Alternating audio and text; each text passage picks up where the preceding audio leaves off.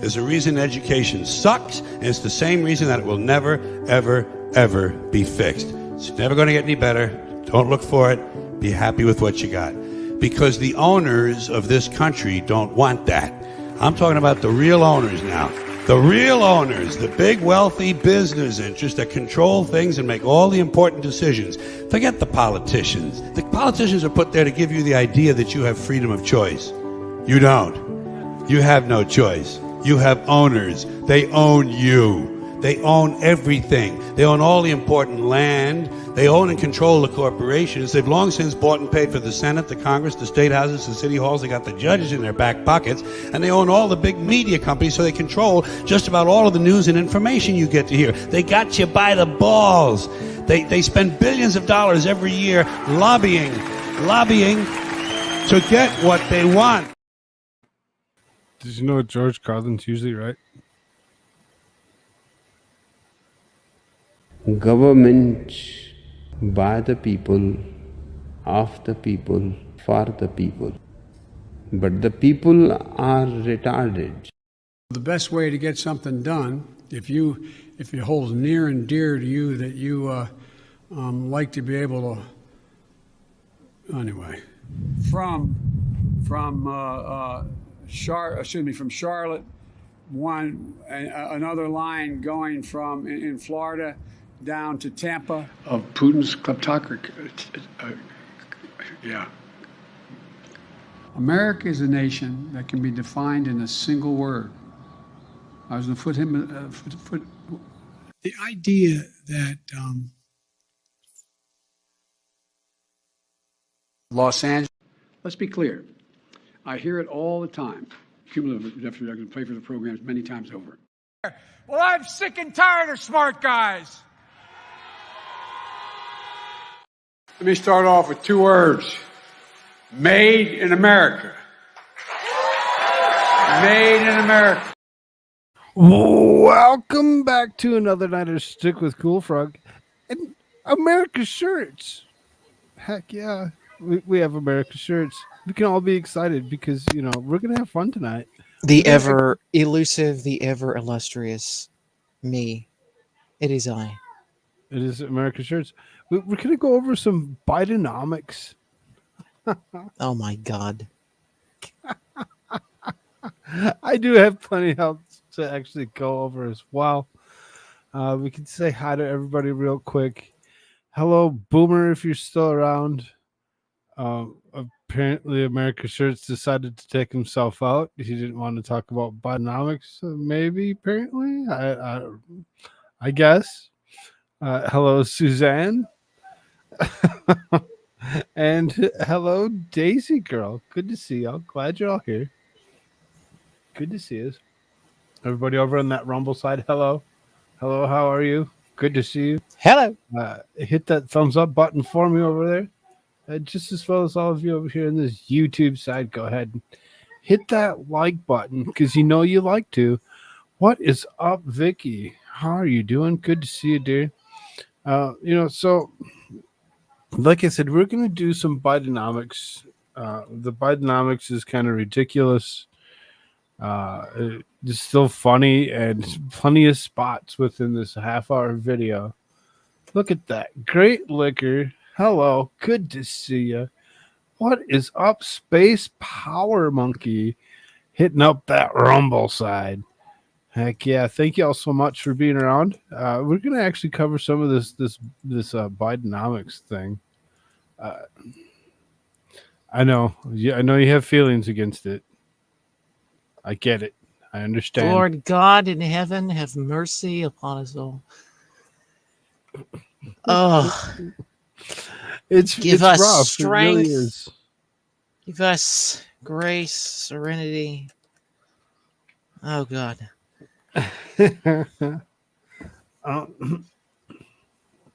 So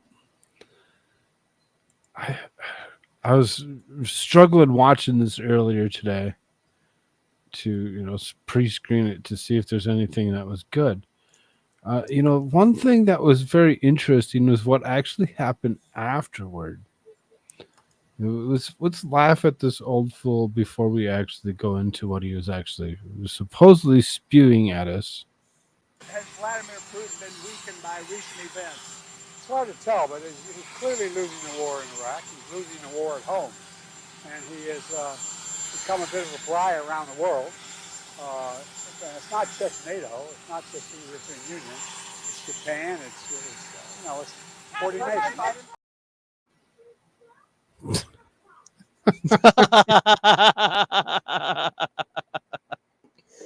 Which war?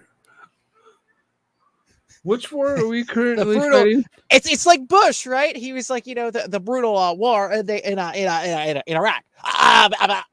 I mean Ukraine. Like, oh, really, really, like I love how all of these people, that like the first thing on their brain of like a horrible, unjust war is Iraq, the thing they started. And it's like, oh wait, no, excuse me, that's Putin's thing. Sorry, we're all so damn old, we got dementia. Oh my god, it's the funniest script. If I can pull that up.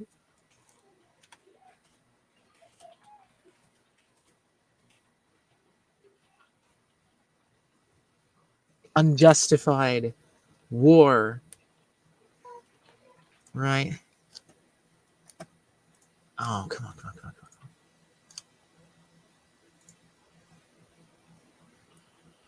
Hello. Hello, Tweety. How's it going? Let's throw this. I got you, Suzanne. You're good. What do you got here? What is this? It's Jorge Bush.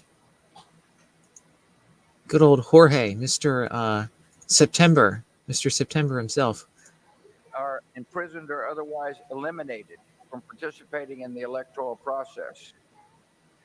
The result is an absence of checks and balances in Russia and the decision of one man to launch a wholly unjustified and brutal invasion of of Ukraine.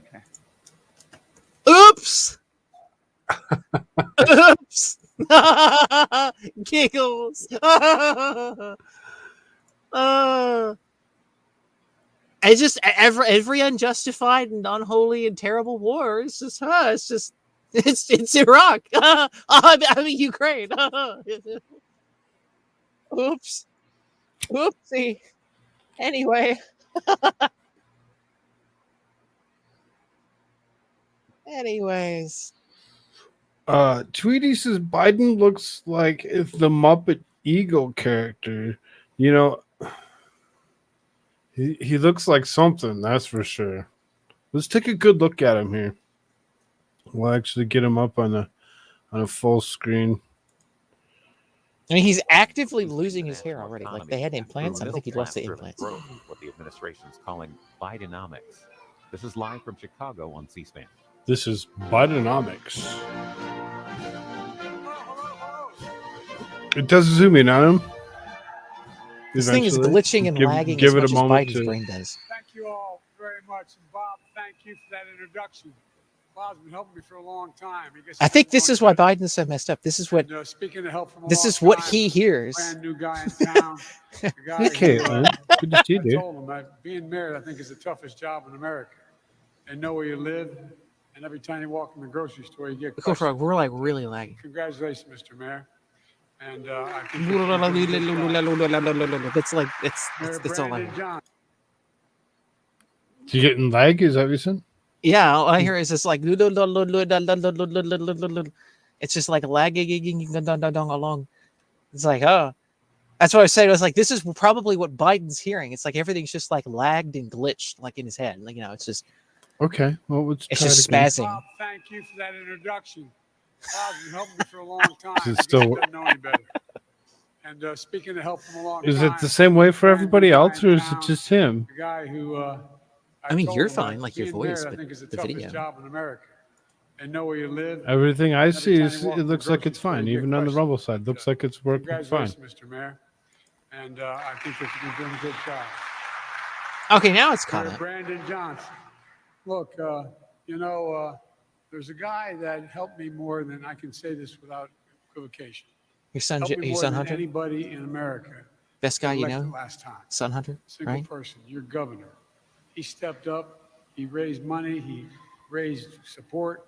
Governor, you're the best. Thank you for being such a good friend. I really mean it. I like hanging around with heroines like Tammy Duckworth. Tammy, God love you. You're the best too, I tell you. But you know what? My good friend Dick Durbin, and he is a good Oh, friend. God. We've worked together Dick a long, Durbin. long time in the United States Senate. Dick Durbin's your He's friend, the huh? single most effective senator in getting things done. That's not a joke. It's not just Judiciary Committee. He's made sure that we got more judges appointed. We've appointed more African American women to the federal bench than any other president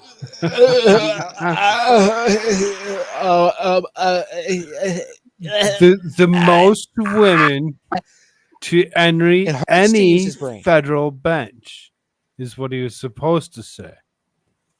Right? You caught that? As in the foothill.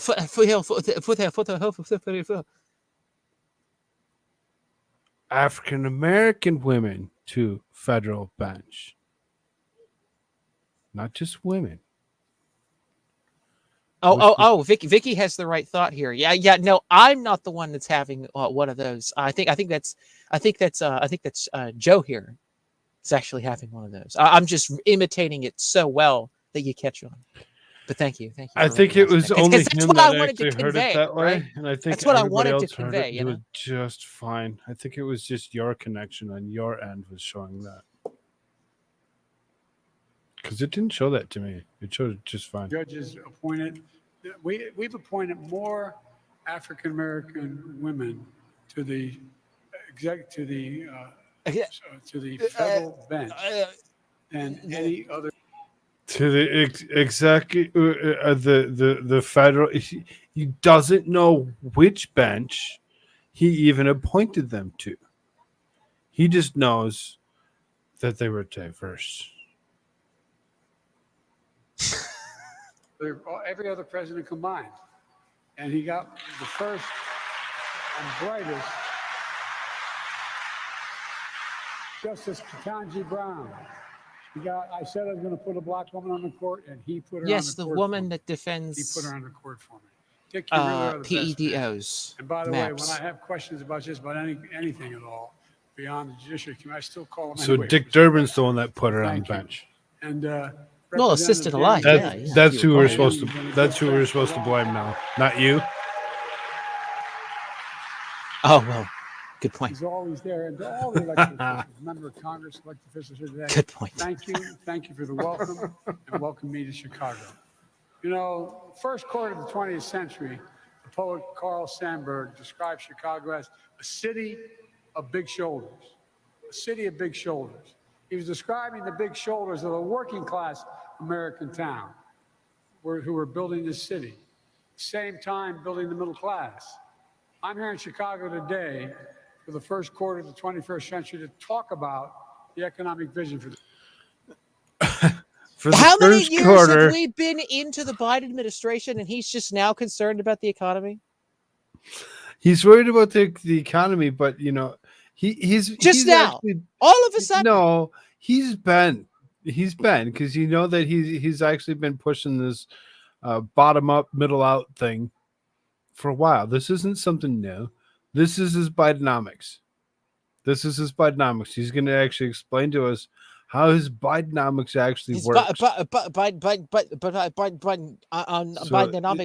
not really a new message. Anyway. It's Build Back Better. It's respelt into Bidenomics because you know he wanted to make it sound like he was going to be the next Reagan, you know, because you know Reaganomics, you know. So he went ahead and he, in my opinion, went that route. I think it's that in this pretty much, you know, when it says that it is what it's supposed to be, it was Wasn't even. It was supposed to just be a speech that he was supposed to give in Chicago. It didn't look like it was supposed to be like his starting speech for his election, but it really seriously looks like it, very much so, especially when they pan back and they show his whole stage all Bidenomicked out. This country. The economy that grows the economy from the middle out, the bottom up, instead of just the top down. When that happens, everybody does well. The wealthy still do it. Everybody does well. So now you remember the when he talks about how the economy used to work, and they used to call the term fake. It wasn't a real thing. It was just something that we always just kind of assumed happened, and that was the way things had been run. And he's actually trying to change that. He's trying to change it where it's no longer run from the top, but it's actually run from the center, through equity. The poor have a ladder up, and the wealthy still do well. We all do well. This vision is a fundamental break from the economic theory that has failed America's middle class for decades now. It's called trickle-down economics. Right there. It's called trickle-down economics. Well, I mean, from the look of that face, I think there's something else trickling down his leg. Anyway. Anywho's. It's against trickle-down economics. Do you remember what trickle-down economics was, right? That was from the top down. It's like, what it did. The only way to actually pay for it was to actually have somebody eventually pay for it, which was the guy below you. So it's like, for years though, Democrats had pushed that trickle-down economics didn't exist. It was non-existent fundamental of economics that seriously that was the big talking point. I lost friends over the stupid talking point of them actually saying that trickle-down economics never existed. But this fool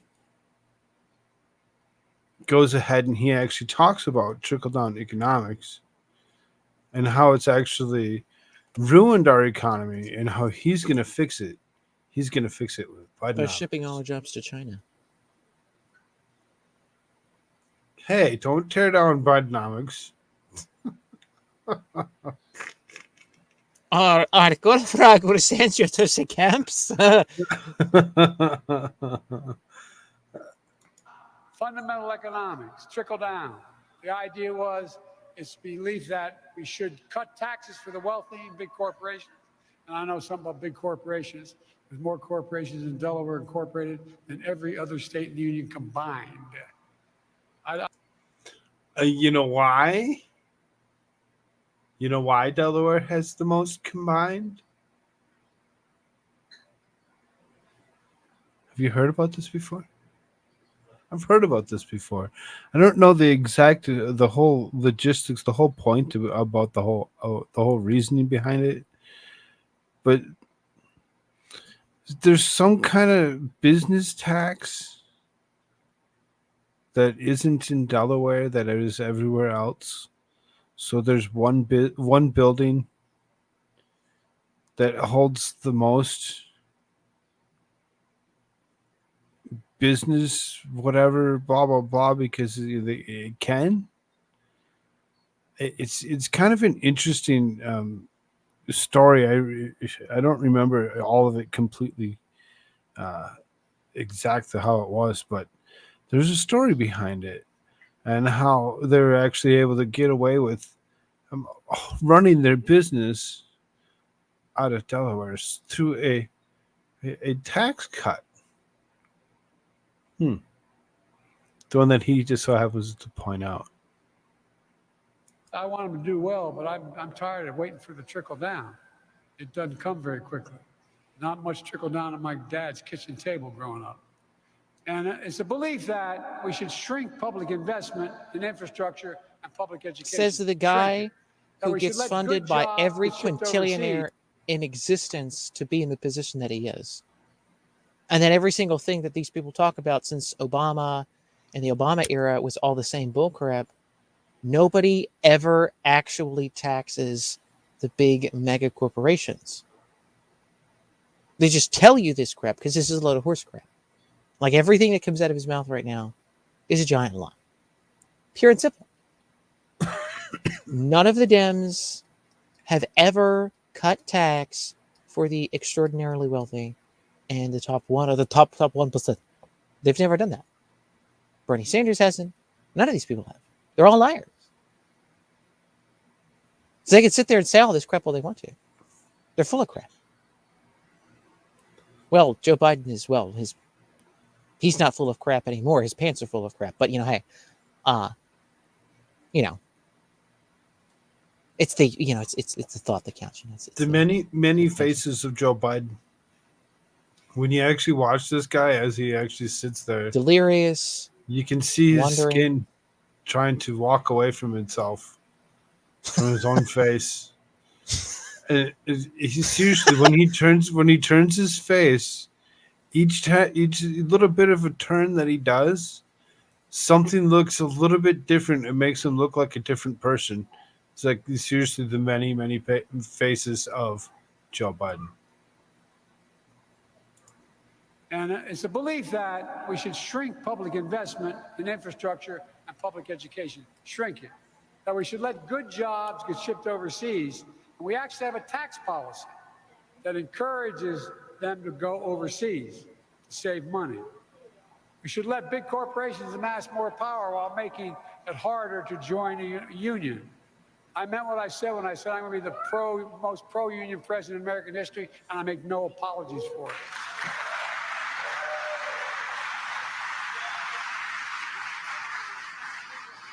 My predecessor, I don't. My mom here, God. I'm a big proponent for not having a union.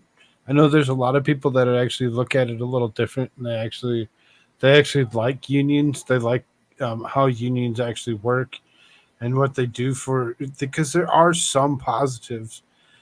There's also some negatives to go along with it. And I remember fighting off one guy trying to bring union in. And I kind of just said straight up, no, we don't want unions around here. He's like, what? I'm like, nobody wants this to be a union. Nobody wants that. He's like, yeah, but that's how we keep our jobs. So we know for sure that they can never let us go. I'm like, if I go and I screw up, I don't want some union sitting there telling me that I, need to, that's, that it's okay that I screwed up and I get to keep my job and I get to continue to screw up because it's okay for that to occur. And he just he's like, I guess I never looked at it that way. I'm like, yeah, exactly. Like all you're trying to do is actually pay some extra money to tell them that they can't tell you to leave, that you're part of something bigger than them. And I said, that just takes away from the business. And a couple people that were sitting around, they're just kind of like, okay, meeting over. Because you had to have a majority, like, everybody had to agree to do this, otherwise it was something. And I remember being the one that actually just spoke out against it and convinced about 4 or 5 others to actually not go with the union. So unions aren't necessarily the best. Let's continue, I suppose. My predecessor enacted the latest iteration of the failed theory. Tax cuts for the wealthy. It wasn't paid for, and the estimated cost of his tax cut was $2 trillion. $2 trillion. Now Republicans are at it again, pushing tax cuts for large corporations and the wealthy and adding trillions of dollars to the deficit. Trillions. Folks, let me say it as clearly as I can. Trickle-down approach failed the middle class. It failed America. It blew up the deficit. It increased inequity, and it weakened our infrastructure. It stripped the dignity, pride, and hope out of communities, one after another, particularly through the Midwest, Western Pennsylvania, and west. People working as hard as ever couldn't get ahead because it's harder to buy a home, pay for college education, start a business, retire with dignity. The first time in a generation, the path to the middle class seemed out of reach. And I don't think it's hyperbole. I think it's a fact, no matter whether you're Democrat, Republican, or Independent. I knew we couldn't go back to the same failed policies when I ran. So I came into office determined to change the economic direction of this country, to move from trickle-down economics to what everyone on Wall Street Journal and Financial Times began to call Bidenomics. I didn't come up with the name. I really didn't. Yeah, we know. You don't come up with anything. And you look at these big, huge banners for Bidenomics. I didn't come up with it. It wasn't me that did it. They did it. Everybody I think the else question does is who did come up with it, right? Are you going to tell us? You going to tell us, Joe?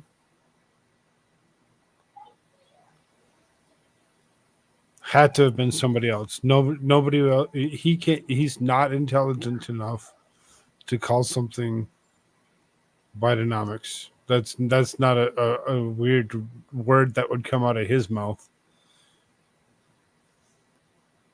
Not a weird word whatsoever. I'll lead an effective strategy to mobilize true international effort to pressure. Not his word. Now claim it, but they're the ones that use it first. I got asked by a press person this morning, getting on a helicopter in Washington, why, when I asked you about Perfect. Bidenomics a long time ago, you said you didn't know what it was. I said, I didn't name it Bidenomics. I didn't realize the Economist and the Wall Street Journal did. But I think it's a plan that I'm happy to call Bidenomics. And guess what? Oh my God! Bidenomics is working. Clap, When I clap, took clap. office, the pandemic was raging and our economy was reeling. Supply chains are broken, millions of people unemployed, hundreds of thousands of small businesses on the verge of closing after so many had already closed. Literally hundreds of thousands on the verge of closing. Today, the U.S. has the highest economic growth rate, leading the world economies since the pandemic, the highest in the world. As Dick said, with his help, we created 13.4 million new jobs. More jobs in 2 years than any president has ever made in 4, in 2. And folks, it's no accident. That's Bidenomics in action. Bidenomics is about building an economy from the middle out and the bottom. Every single thing he said there is just total bullshit. And everybody knows it. Joe Biden is literally looking at you with an economy that is decimated, with hyperinflation and all the rest of it. And he's just like, it's the greatest economy in the history of the world. And everybody goes, yay. Like, and you're sitting there with like 18 jobs and you can't do anything. Of course not. Because all of this is just bullshit. Pardon my French. Awesome. Not the top down. And there are 3 fundamental changes that we decided to make with the help of the Congress. We've been able to do it. First, making smart investments in America.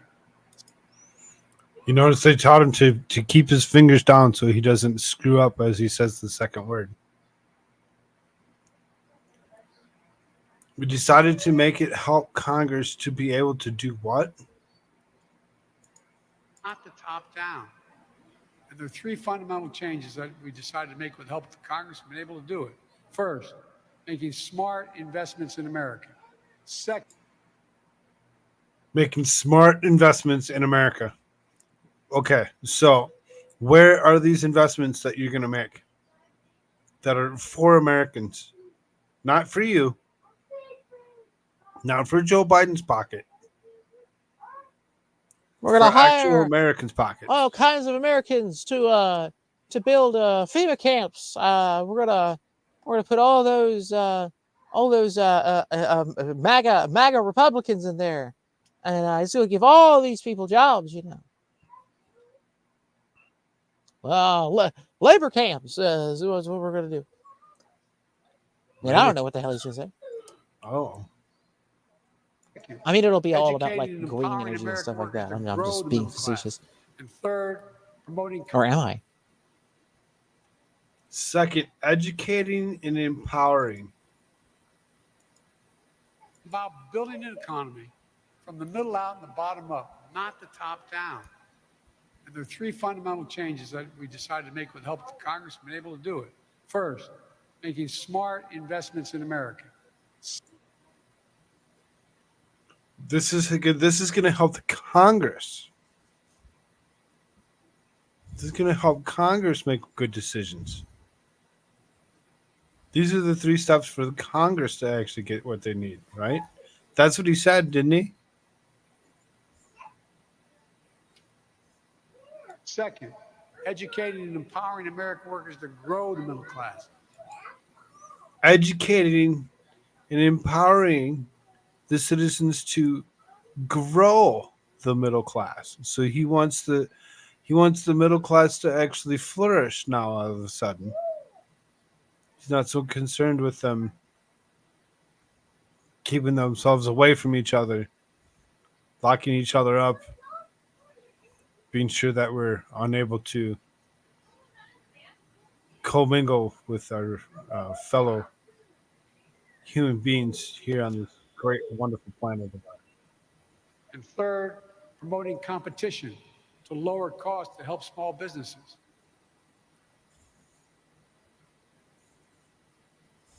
And now he wants to help the smaller businesses. The smaller businesses that had just shuttered over the last few years due to unforeseen reasons, whatever, when you actually think about it, and you actually see all the things that actually happened within the last few months. Now all of a sudden, we're looking at this guy, and we're looking at him like, really? That you want to now help the little guy? You want to make them all middle class. What you're trying to do is make everybody middle class. So, as opposed to having regular graphs of what your economy is going to look like, you got this big, huge, weird egg that's really not going to do much of anything other than maybe explode in your face. I don't see this helping us. We're really seriously going to watch this economy crash. Here's what I mean by all this. Under trickle-down economics, it didn't matter whether you made things as long as you helped the company's bottom line. Even if that meant seeing What's up, jobs Ryan and from industries go Legion overseas Games? How you doing? Good to see for you. cheaper labor. Supply chains and key products moved overseas, like China and much of Asia. Oh, like you towns did. and communities from where I live all the way out there and through the Midwest were shut down, hollowed out. I mean, literally hollowed out. By you. All over the country. Parents have to save their, many of you, all elected officials. China people gives tell you this, and had to your save their son children. millions. Facts. Get over it. That's Like- pretty much what it comes down to, really. I like how Ryan says, what economics, our economy is trash. Indeed. You're not lying. But this guy's plan to save the world and our economy is just the best. We hate it so much. Honey, I lost my job. We can't live here anymore. We got to move. Trickle down also meant slashing public investment on things that help drive long-term growth and help America lead the world in innovation. We used to invest 2% of our gross domestic product in research and development. By the time I came to office, that was down to 0.7%. We used to be number one in the world in research and development. That's what we're known for. Now we rank number 9 in the world. China decades ago was number 8 in the world. Now it's number 2 in the world. And Thanks other to nations you. are closing in. Who would have been the main contributing factor to that actually being the way it is, Joe Biden? Well, certainly not somebody who's been in the Senate for 50 years. That like makes law and like makes these decisions and all that kind of stuff. Not not that Not kind of that guy. person. No, No, come on now. of course not. No. Now, someone like Donald Trump. Well, yes, of course. He wasn't in the Congress. And Oh he yeah, it wasn't was in those Donald Trump. places. Yep, the guy that had nothing to Yes, do all with the way back politics. then. Exactly, it was all his fault. Orange man bad. Yep, It was he and Pooty Poo it from must be Russia. him. It must be him for sure. fast. We used to have the best infrastructure in the world, roads, bridges, etc. But then we fell to rated 13th best investment in infrastructure. 2 to 13. How can you have the best economy in the world without the best infrastructure in the world? How do you get product from one place to another? I was out in Pittsburgh recently, the city of bridges. Bridges collapsing all over the nation. You've seen on television, railroad bridges collapsing. Bidenomics, we're turning this around. We're supporting targeted investments. We're Just in time. Just in time. We just reported on what looked like a bridge collapse in Montana within the last week. Just in time. Here's Just Mike in time Hagan. for them to actually go ahead and bring up Bidenomics the way it is. What's up, Gohagen? When you launder billions to Ukraine and bankrupt your country with your crackhead son as the fall guy, it's Bidenomics. They need to put Bidenomics to the lyrics, make a song out of it. Yes, It's Bidenomics 101 right Bidenomics. here. Mike O'Hagan. See, Mike O'Hagan knows more about Bidenomics than Biden. Of course, Biden doesn't even know what the hell Bidenomics is. He didn't even come up with it, as he said. So, Wrong, Tweety. Again, fake U.S. news in the House. No, that's not how it works. New buzzword? No, he didn't create it. He said it was not him. He just told us not so long ago. I don't think you were listening. strengthening America's economic security, our national security, our energy security, and our climate security. I designed and we signed the bipartisan infrastructure law. It's already announced, and I heard some of the speakers before touting some of it. It's already announced 35,000 projects across the country. Think of it this way. Nearly a century ago, Franklin Roosevelt's Rural Electrification Act, rural electrification, brought electricity to millions of Americans in rural America. 70 years ago, Dwight Eisenhower launched the Interstate Highway System, the largest infrastructure project to date in history. That's what the bipartisan infrastructure law does. It will be for our kids and grandkids, only bigger. Just last week, we announced our plan to bring affordable high-speed internet to end the decade of unaffordable and inaccessible internet to every home in America, every small. And to no one's surprise,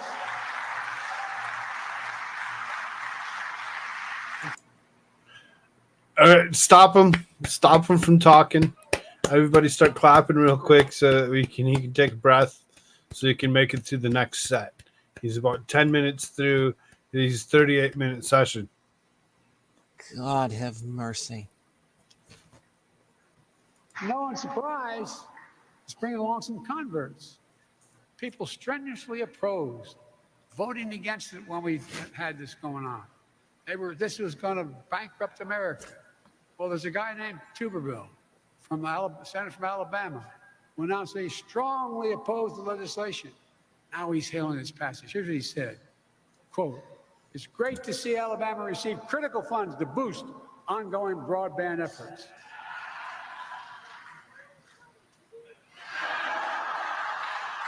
We're replacing every single lead pipe in this country.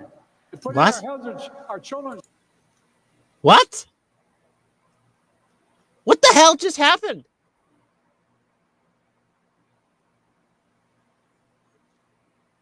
Why is everyone laughing?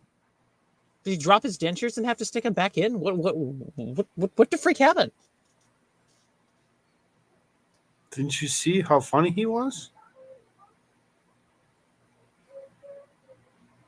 You totally missed how funny he was. He cracked a joke. When? Just within the last few seconds. What? Here, let's go back 20. Because Now he's hailing this passage. Here's what he said, quote, "It's great to see Alabama receive critical funds to boost ongoing broadband efforts." see, he does the sign of the cross. Ha ha ha ha. I still don't get it. ha, What? ha. What?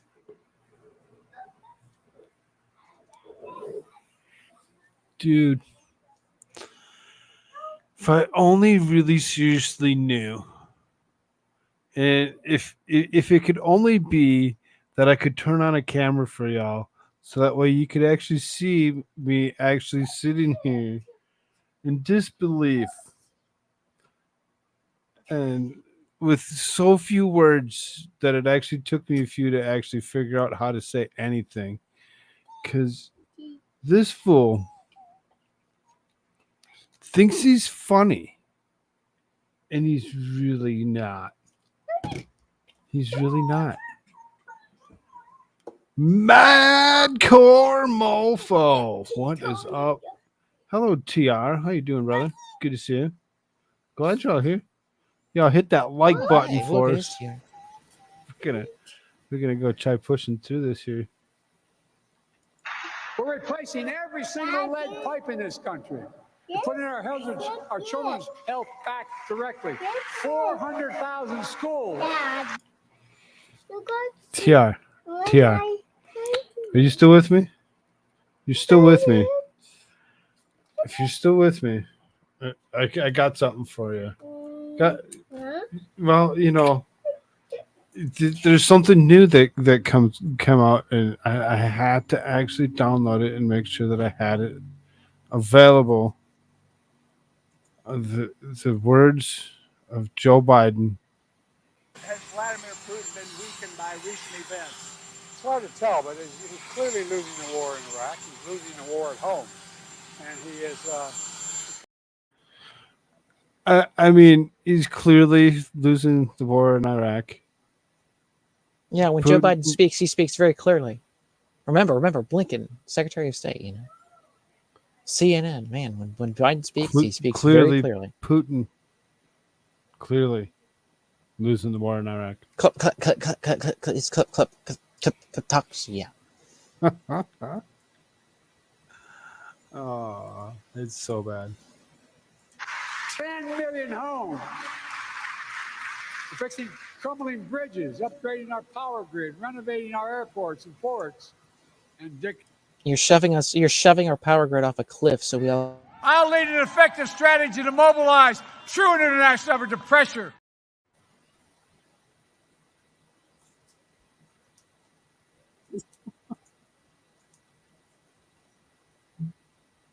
Yep, you got to take it away, otherwise it's going to get played with.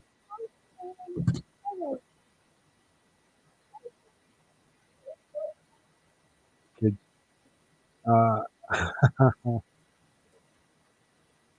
No lead pipes, stick with gene altering therapy.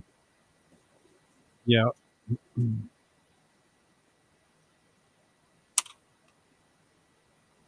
I hear you.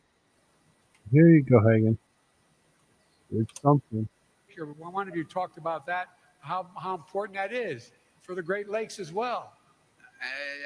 Last week we were open. What the hell was that noise? One of the most important links in the entire East Coast. Well, guess what? A guy driving a truck knocked down a whole bridge and the whole. What the hell? You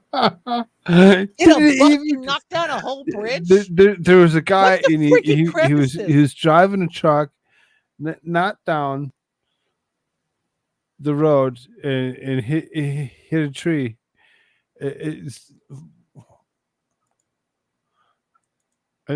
I wanted to actually speed this up, just to speed it up, and I'm like let's just do it. But well, guess what? A guy driving a truck knocked down a whole bridge and the whole blocked 4 lanes of the highway. Hit a butt? I want Is that what he said? There was a guy that hit the bridge in Philadelphia. He was driving in an oil rig or fuel containment system, whatever, that he was hauling. This started on fire. It knocked out a whole section of highway. We actually did cover this. If anybody that was watching, and what had actually happened is what he's actually trying to explain. But this is Joe Biden. This is Joe Biden, so it's really difficult for him to actually do up something. there. I said, we're going to get this the #1 project to get done.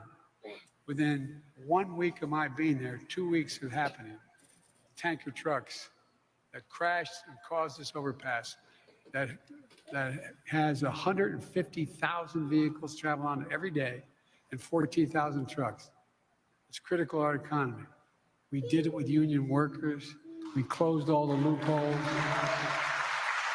We used all American products, all American materials. We used federal infrastructure project, made in America. 30% then, at least? You can't claim that unless you're about 30%, right? Isn't that what the rule is?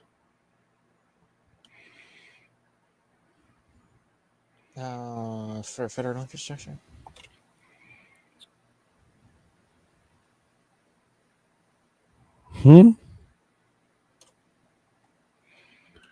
Okay, never mind. We'll go back. We used all American products, all American materials. All American products. All American products. All American products aren't necessarily made all in America. Is like something like 30% of the product that needs to be produced in that certain product in America to be made in America? Oh, I see what you're saying. Yeah, Right? I don't know. I don't actually know. Yeah, that statistic. there's like a certain percentage of product that that you can get from other countries to actually build your product and still consider it made in America. So, whatever percentage that is, in Biden's head, that works, I guess. We use federal infrastructure project, made in America. Made in America, not a slogan. It's actually happening. You know, when Roosevelt passed legislation in the 30s about unions being able to be engaged, everybody thinks to just legalize unions. It said we should encourage unions. There was a little provision there that very few presidents paid attention to. It said, buy America. That meant that if a president was given money by the Congress to build, say, new deck in an aircraft carrier, whatever it was, he or she was supposed to use 100% American labor and 100% American products. It hardly happened. They get exceptions down to 30%, et cetera. I changed all that. We're all now investing in key industries of the future, making targeted investments to promote domestic production of semiconductors, batteries, electric cars, clean energy. Batteries, electric cars, and clean energy. That's the same industry. Again, shoving us off a financial and economic cliff, throwing us into the third world because there is no infrastructure for this. There's no plans to build infrastructure for all this. And even if you did get infrastructure for this, it would still collapse everything because the electric grid couldn't handle it. It is a purposeful collapse of our economy. My apartment power just flickered for a second there because there's a wild storm coming through. If I get yeeted, I'll be back as soon as possible. Oops. I'm going to go ahead and I'm going to copy this link to the rest of Bidenomics and throw it in private here real quick. So that way you have a copy of it if such a thing happens. So you can continue. Good idea. Under the trickle-down economic theory, was that public investment would discourage. Oh, he was talking about batteries, semiconductors, clean energy. And when you actually think about all of that actually goes along with the production of quote unquote clean energy and what it takes to actually produce the polyurethanes and the semiconductors and all the other materials that it takes to actually create such a thing still comes from those fossil fuels. This is not something that just all of a sudden miraculously comes from the center of the earth or so, oh look, we got fiber optics now. It's like, no. Something else was used to make that, to create that, to make things actually work the way they do. For us to actually take away from that and actually just kind of be like, no, it's not, clean energy is so good for us. It's this, that, and the other is a fallacy in itself. And it's one of the largest ones. It's one of the largest ones that they've been pushing on us for the longest time. And it's about time that people actually speak up against it. Private investment. Give me a break. We went to see a whole lot of major corporations said, are you more or less likely to invest if the government invests? Overwhelmingly. They had it backwards. They said, no, we're more likely to invest if the government invests. Public investment declined here at home. Industries that we invented started to move overseas, like semiconductors. I want to remind you, America invented these chips. Small computer chips the size of the tip of your finger. Hey, Jerry Lass. Everything in your life. From whether your cell phone functions, your automobiles. My wife went to bed happy. Refrigerators work. It goes on and on. It's a sophisticated weapon system. It's wait. Without that computer chip. Pause this. Investment. We'll construct a second fab here in Phoenix to build chips, 3 nano chips, the 3 nano chips that are 3 nano. And you know what I'm saying. Nano, no, I don't know. Did that remind you of something? As a matter of fact, yes, it did. How'd you know? Automobiles can be built, refrigerators work. It goes on and on. It's a sophisticated weapon system. It's all in that little, without that computer chip, we got a real problem. But over time, we chips. went from producing 40% of those world chips down to 10%. Not anymore. Did he actually say that? Chip, we got a real problem. But over time, we went from producing 40% of those world chips down to 10%. Not anymore. Biden economics means industries of the future are going to grow right here at home. At home. I mean it. Not a joke. Every time he says it's not a joke, it is a joke. That's exactly where the joke really seriously is. That you're not laughing at because you don't find it funny. He does. He thinks it's hilarious. Under Bidenomics, we've already had over $490 billion in private investment commitments. $490 billion from U.S. companies and companies around the world coming to the United States of America. Working with our global partners, Americans' investments in clean energy technology are going to reduce carbon emissions, continue to lower the cost of wind. You talked about the wind farms you're talking about. You know, it's already cheaper. Wind and solar are already significantly cheaper than coal and oil. You're not going to see anybody building a new coal-fired plant in America. Not just because I'd like to pass a law to say that. It's too expensive. It doesn't work anymore. Solar power is not just here, but around the world. And we used to be the center. He said it. He's not a flat earther. He said around the world. Around the world, we deal with solar power. It is something that once you get to the other side of the earth, where the sun stops shining, that they start to fail and not work. There's a lot of common sense there. Of building these solar panels. We're coming back and doing it again. America's going to lead again. Look, it's a win for the United States and a win for the world. That builds on my decision to rejoin the Paris Jerry, Climate feed her Agreement another on gummy. the She'll be first okay. day I came to office. First day. And by the way, my predecessor talked a lot about increasing manufacturing. Remember Infrastructure Week? Infrastructure Week became Infrastructure Week, and week, and week, and week, and week. It never happened. We got Infrastructure Decade done right off the bat. Decade. They got Infrastructure Decade done. Because, you know, he's so good at whatever it is that he does that he doesn't do it by the week. He doesn't do it by the day. He doesn't do it by the month even. He goes to the point of he does it by the decade. Octogenarian for the win? But in reality, construction of manufacturing.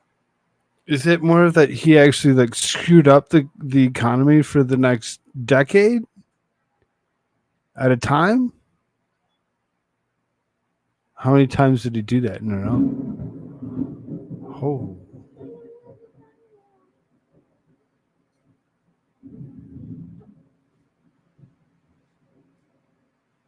It's a lot of lightning out there. It never happened. We got Infrastructure Decade done right off the bat. But in reality, construction of manufacturing facilities here on U.S. soil grown 2% on my predecessor's watch in 4 years. You notice he can't do a whole show, his own half hour, without poking at his predecessor. He feels it's necessary to go ahead and stoke the fires and the flames of Orange Man Bad. America Shirts, you enjoying yourself?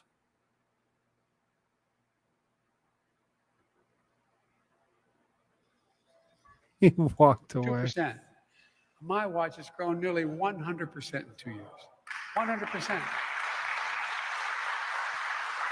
With help of all the members of Congress are here, and I'm not being solicitous.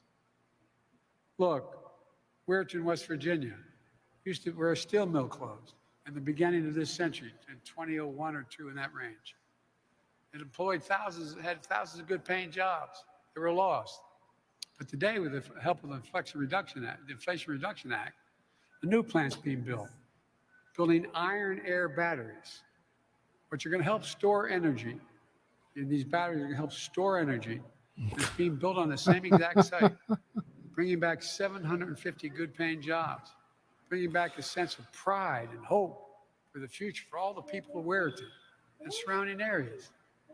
I believe every American willing to work hard should be able to say where they grew up and stay where they grew up. That's Bidenomics. You know, my dad used to have an expression, Joey, and I give my word, as we say. My dad was a well-read guy, never got to go to college, and a hard-working gentleman. We had dinner where we incidentally had conversation and incidentally ate. My dad used to say, remember, a job's about a lot more than a paycheck.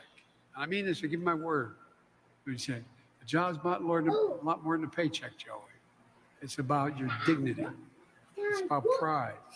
It's about being able to look your kid in the eye and say, honey, it's going to be okay. Think about it. I mean, literal sense. Wow. See? This stuff right here. This stuff right here. That's what I'm talking about, Cohagen. That's what I've been saying for a while. So few things degrade, shit like sunlight. This shit isn't rocket science. The components are toxic.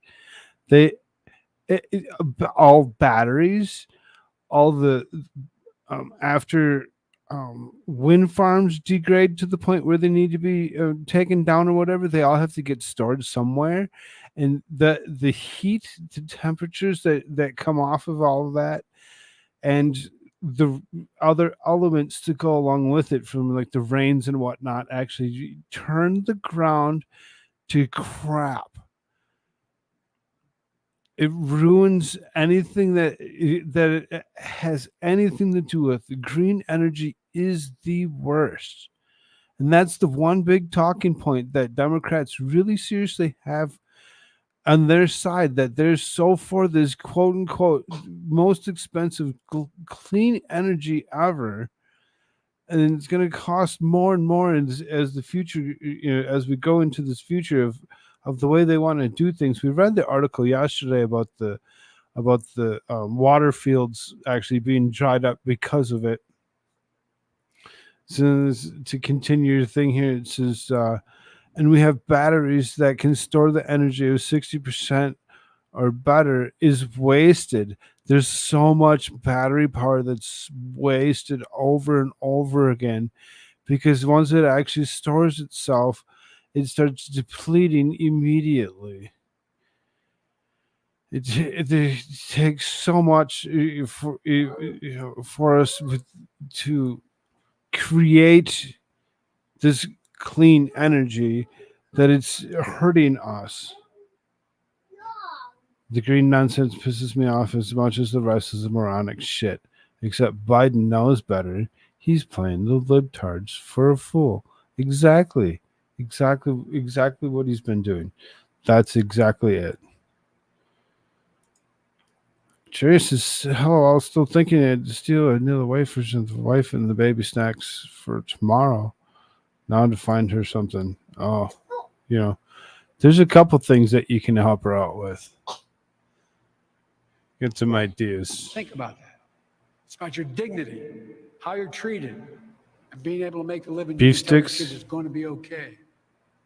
The second big part of Bidenomics is empowering American workers. When I took office, unemployment was over 6%. With the American Rescue Plan, we provided relief and support directly to working class families. Our economy came roaring back. Unemployment dipped below 4% by the end of my first year in office. Now it's been below 4% for the longest stretch in 50 years of American history.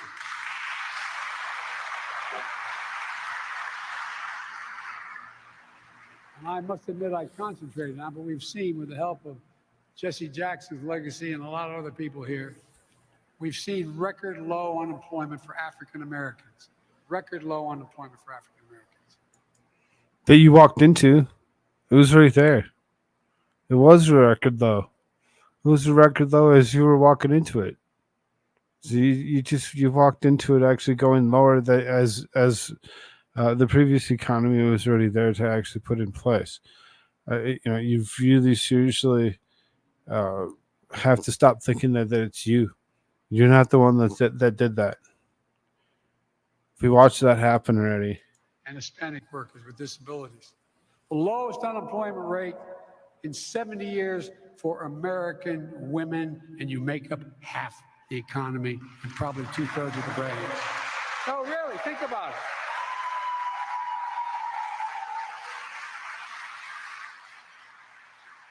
To pause for a second, when I was trying to name me a time when you thought any Democrat would get the endorsement within a week.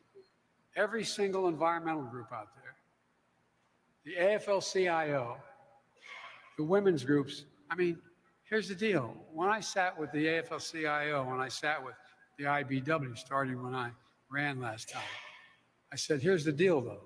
I'm going to be the most pro-American, most pro-union president in history, but he didn't mean pro-American. He omitted that. He omitted that from what he was saying, and he meant most pro-union. Pro-union. That's the word that he meant. Not pro-American. You've got to employ more women. You got to attract more African Americans, and you got to attract more minorities. They have. They're going around. It's beginning to change in every industry. Anyway, I go to these sites where they're training. By the way, the other thing I've told labor guys, you got to brag a little bit more about what you do. You realize to get a license to be an electrician in this town or any other, you got to essentially go to 4 years of college. You have to go through an apprenticeship that takes you 4 years to 5. You're the jazz bird. Or you Exactly. can't get a job. You get paid a little bit, but you can't get your license to be an electrician, a labor electrician, until that happens. Look, pay for low-wage workers has grown at the fastest pace in over 2 decades. Full employment means workers, especially low-wage workers, having more bargaining power to demand good pay, secure good jobs. And this is a thing that isn't consistent with whether people think we're moving in the right direction. Job satisfaction, based on every poll, is at a 36-year high. More people are satisfied with their jobs than any time in 36 years. How many of you are actually satisfied with your day job? Just love going to it every single day. I bet if I actually took the poll right here, I wouldn't get 65%. I doubt it. I doubt that the most of you just love your job and think it's the best thing that you've had in the longest time.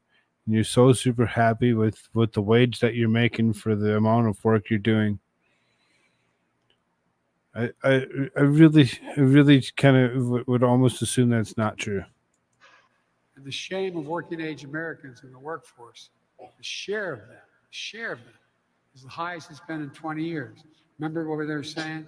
Biden policy isn't working. He's just paying people not to work. People on the sidelines. Well, guess what? Every single day in 4 years before I took office, you may remember, I took a lot. Go Hagen. Yes, it is a thing. It is a thing for them to actually look at diversity clauses or whatever, and be sure that their diversity across the floor is somewhat relevant to the population in the area, so to fill quotas that they feel are necessary to be filled, as opposed to actually just hiring qualified people to do the job. People on the sidelines. Well, guess what?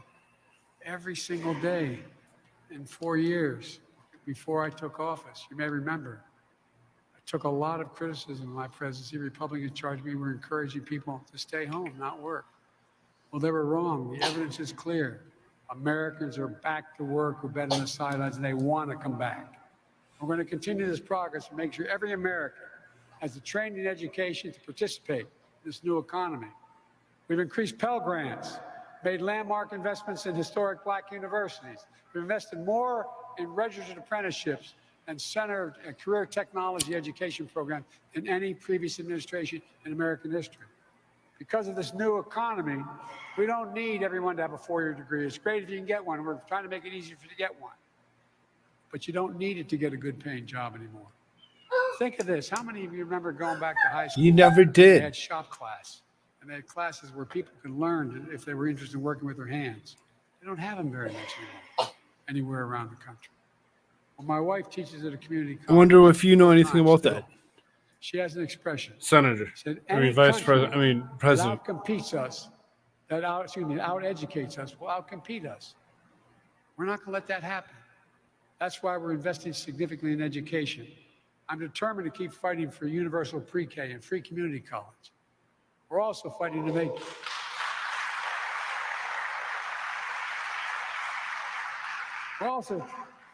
child care more affordable, because we know one benefit is that it opens up significant opportunities for parents to be able to go back and join the workforce.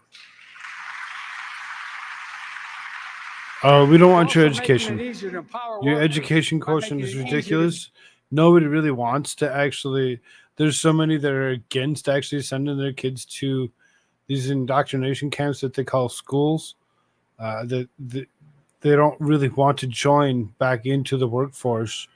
They'd rather actually just do the opposite of that and do whatever it is that they can to actually raise their child correctly. Join a union.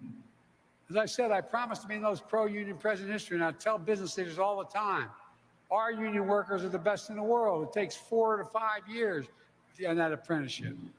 It's like going to college. They'll do the right. Exactly. And the kids are dumber than ever because of the way they were actually not taken care of properly by the parents that just assumed that the schools were taking care of it when the schools decided to actually shut our doors for the same reasons that they were not. There was a lot of parents that didn't educate their children, continue to educate their children, and that's why the numbers look the way they do. Hopefully, within the next few years, we'd actually see some of those fluctuations go back up to actually make it, and this guy will actually be like, oh, I did it. Well, no. It's the fluctuation of, students actually being able to go back to schools and do what it is that they're actually doing. America shirts. Job on time. Long-term cost for business is less. Addressing the 40-year decline in unionization by He got very collective upset labor that we're agreements, doing collective bargaining, Bidenomics. prevailing wage laws. That's the reason today America's support unions is higher than it's been in 60 years. 60 years. And by the way, I met with the Business Roundtable and others. They said, why am I so pro-union? I said, because it helps you. It really does. Think about it. The total cost of a major project goes down when you have the best workers in the world doing it. It's not a joke. It's true. It lasts longer. You don't have to worry about whether that socket's going to work. Look, young people are organizing new companies and industries. Are you sure? What's I up, Grim? indicated to labor leaders they must expand their ranks. As I said, more women, more minorities. That's what they got to do. Third part of Biden economics is promoting competition. Because when companies have to compete on a level playing field, they have to work harder to attract customers and recruit and retrain workers. Some of you business people here know that well. But under the trickle-down economic theory, 3/4 of U.S. industries grew more consecrated. Again, the Democrat has been telling us for the longest time that trickle-down economics didn't exist. But now you're saying that under the trickle-down economic theory, that you actually are calling out as being something that hasn't worked and will continue to not work. You're going to try doing something totally different, and I don't believe you. Created. Somebody still has to pay for it. And I didn't go to Mass. They were moving to diminish competition. Well, that may have been made things easier for big corporations. But for everybody else, it made it harder, more expensive. It got harder for small businesses to compete. It stifled integration, it reduced wages for workers, and it made our supply chains more vulnerable. Grim says inflation is antithetical in the basic premise of capitalism. The government looks at reduction in prices and gets scared to death because it means less taxes. Capitalism is Keynesian economics at odds with one another. So, folks, that's been the Republican plan so far. Good for big business, bad for everybody else. It's not even that good for big business anymore. When I came to office with a very different plan, a limited concentration of power at the expense of consumers. The cops are back in the beat enforcing antitrust laws. My administration is working to crack down on what we used to call non-compete agreements. We still call them that. These prevent 30 million Americans, from security guards to retail workers, from walking across the street to a same kind of business and getting a higher pay, getting $5 more a week or $10 more a week.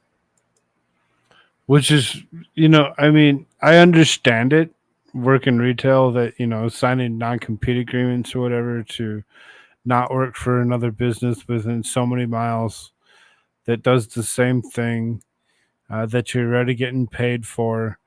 And if that's the case, usually you can take it up with the boss. If that's the case with what is actually happening in your current area, and some of them will actually go along and match whatever that is. I mean, it's called using your HR department to get the dollar that you're worth in the area within so many miles of wherever you're at. So, there's ways to actually get that pay. You can say, hey, well, the competition's paying this. Some like it, and some don't. They don't have to do it if they don't want to. Non-compete agreements? It's one thing to have non-compete agreements when you're dealing with trade secrets. It's another thing when you're doing the same thing of flipping a hamburger and you get 5 cents more by walking across the street to a different place. We promoted, we're supporting small businesses. Vice President Harris has prioritized providing support and capital for small business owners, including for rural minorities and women entrepreneurs, including through a brand new program that's already helping deliver billions of dollars in growth capital to small businesses in every state. We've seen a record 10.5 million applications, 10.5 million applications, folks looking to start a small business just in the last 2 years. 10.4, because there's 10.5, there's probably more millions, and I don't know what the $1 million number is. I bet there are millions of small businesses that had actually shuttered over the last few years because of some particular reason. They want to start their business and they have to actually reapply for it because it was greater than so many months since the last time that the business was actually there. Some of them sold, some of them didn't. So some of them tried to stick it out and tried to ride along with the bullshit corruption to go along with this economy that we've actually been living under. I was raised Christian. I saw the light of 35 years. My wife and I have been atheists for 9. We let our kids decide on religion, race, and sexuality at 18. I mean, I agree. We don't really push religion on ours. My son does go to church with his mother because she's more Christian than I am. I allow him to go, and so I'm okay with it. Is he forced to actually believe in anything? No. But he does go with his mom, and he enjoys it. He enjoys his time with the other kids that are there. So, as far as that goes, everybody gets the choice, and everybody gets to choose whatever it is that they actually like to do. There's a lot of people that enjoy different things. Micromanaging people looking for jobs. I mean, I guess. Every one of those applications is an application of hope. Hope. Competition also means lowering costs for consumers. Bringing down inflation remains one of my top priorities. Today, inflation is another tax, definitely. Less than half of what it was a year ago. And then inflation caused by Russia and by the war in Ukraine. Yeah, it was by Russia and the war in Ukraine. It wasn't the billions of dollars that you printed out to actually go and hand over to Ukraine in itself, and nothing to do with that. And nothing to do with that. It was all Russia's fault. About what's going on. But we knew we had to do more. There's more than one way to bring down costs. Another expression my dad used to use, for real. He'd say, Joey, he said, at the end of the month, the question is, after you pay all your bills, do you have just a little left for breathing room? Just a little less for breathing room. 5, 10 million, just a little bit of breathing room. Doesn't matter where you get it from, Joey.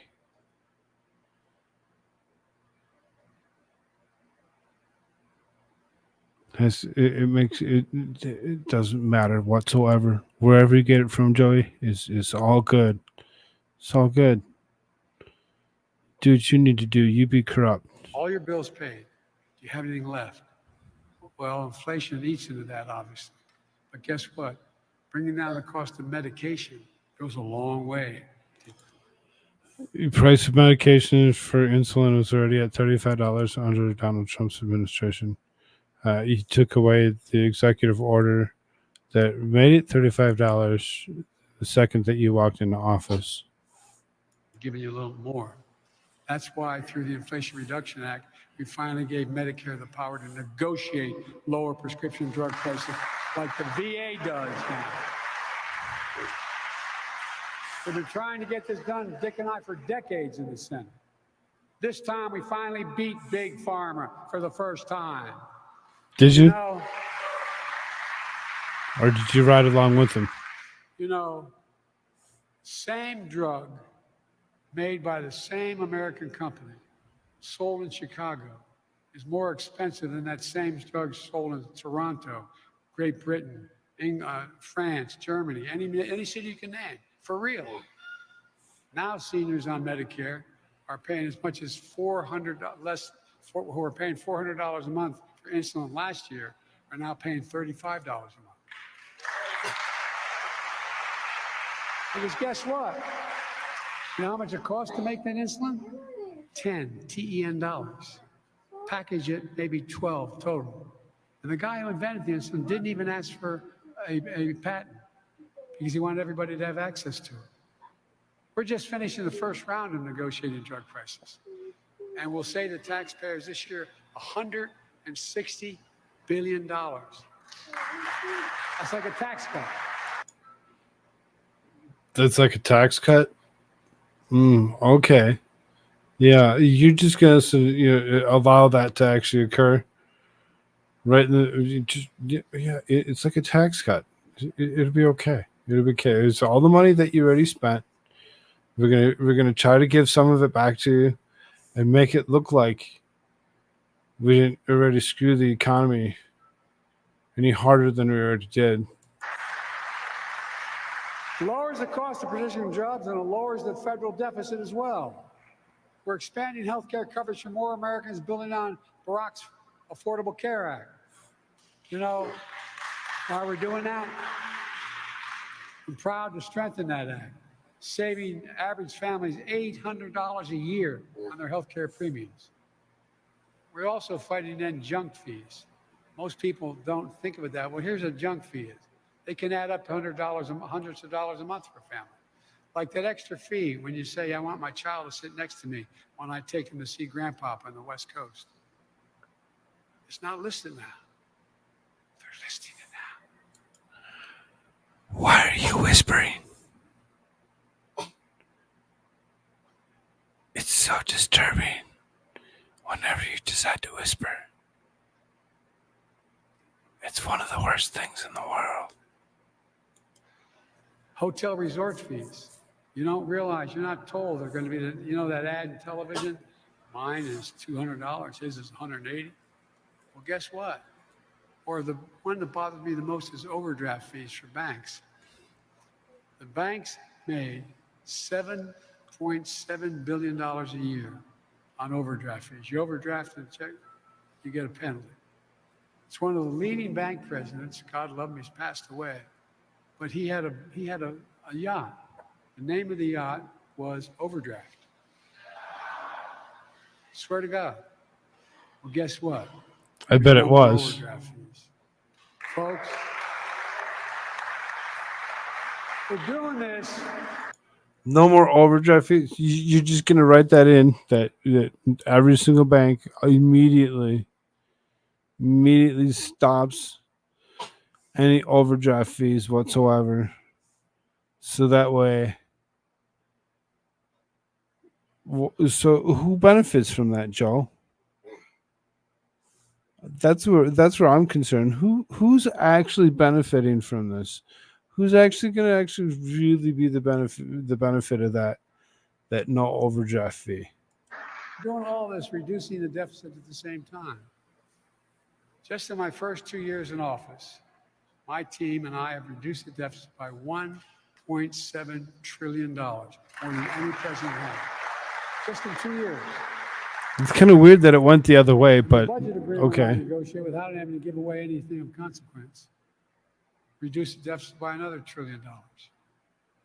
You know, reversing 40 years of Republican trickle-down economics that helped few but hurt the middle class, it's going to take some time. But we're in a place where some big pieces, and we're moving in a direction where we can get some more done and people will see it. What I'm doing, and I knew I'd have to do this, all those major legislations we passed, people go, that's great, but it takes time to get it out in the field. It takes time for them to see it. And I'm not here to declare victory on the economy. I'm here to say we have a plan that's turning things around incredibly quickly. But we have more work to do. For example, does anyone here think the federal tax system is fair? Raise your hand. No matter how much money you make.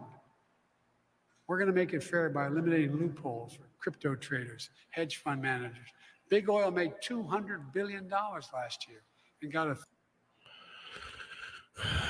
You're gonna point fingers at other people that just so happen to make a whole bunch of money off of something that they did, but you know we're not going to talk about the stuff that you made a whole bunch of money on. $30,000 tax break, $30 billion tax break. Loopholes. We're going to get billionaires to pay up a little bit, at least the minimum tax. You know, when we began, there were 750. That's an old Bernie Sanders speech. We're going to get to billionaires. We're going to get the billionaires to pay. That's an old Bernie Sanders thing where he would actually go ahead and he would say the millionaires and the billionaires. And then eventually, once he became a millionaire, then it was the billionaires. We're going to get the billionaires. Notice who else is saying those exact words. We're going to get the billionaires. A quote unquote millionaire. Before the pandemic, 750 billionaires in America. Now there are 1,000. You know how much their average tax is? They pay federal tax? 8% taxes. No billionaire should pay lower tax rate than a school teacher, a firefighter, a cop. I mean, this is...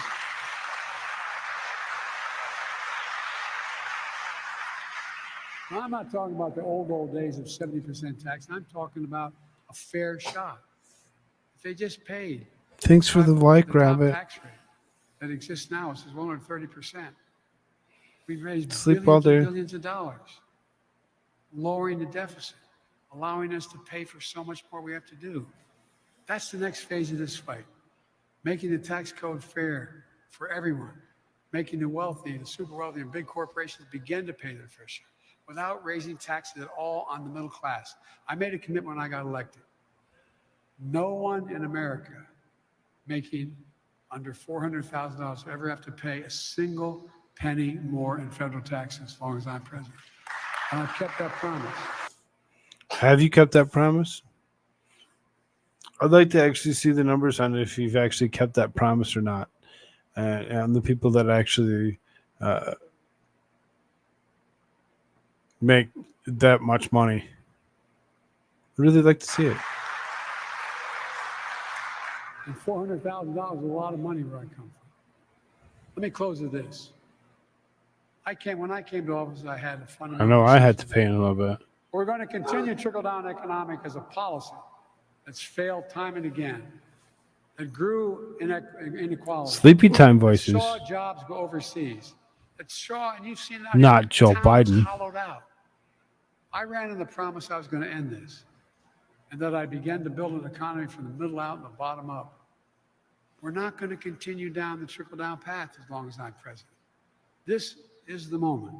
We're finally going to make a break and move away from an economy that has existed in a fundamentally different direction.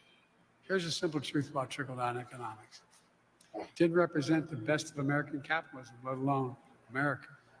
It represented a moment where we walked away, and how many in this country, from how this country was built, how this city was built. Bidenomics is about the future. Bidenomics is just another way of saying restore the American dream, because it worked before. It's rooted in what we've always worked best at in this country, investing in America, investing in Americans. Because when we invest in our people, we strengthen the middle class, we see the economy grow. That benefits all Americans. That's the American dream. 40 years of trickle down limited that. And this, yes. Yes, that's kind of the key to it, right? Was to end it. His ultimate decision was to end the economy the way it was, and he's gonna try making it be that the economy has changed, make it seem like things are just so much better, because equity is gonna change everything. We're gonna feel it. We'll feel it happen over time. It won't be tomorrow.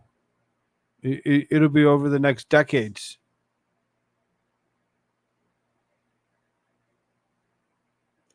I know. Dream for those, except for those at the top. Too many for too long have seemingly suggested that it's only available. I'm with you on that, if you have a Koolfrogg. 4-year college degree. You can work at a teacher or work at a tech center.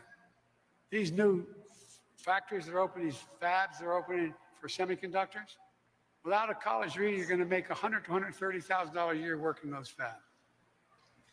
$100,000 to $130,000 a year. But I believe that every American willing to work hard should be able These to are get a the job no, no matter I don't where they know. are.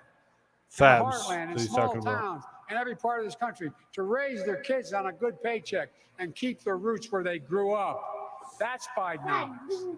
I think the economic philosophy is not going to restore the American dream that we have now, that philosophy, but this new one will. It's going to help, and I think it's going to help lessen the division in this country by bringing us back together. It makes it awful hard to demagogue something when it's working, although they do it all the time. I've long said, I was on the Tibetan Plateau with Xi Jinping. I traveled 17,000 miles with him.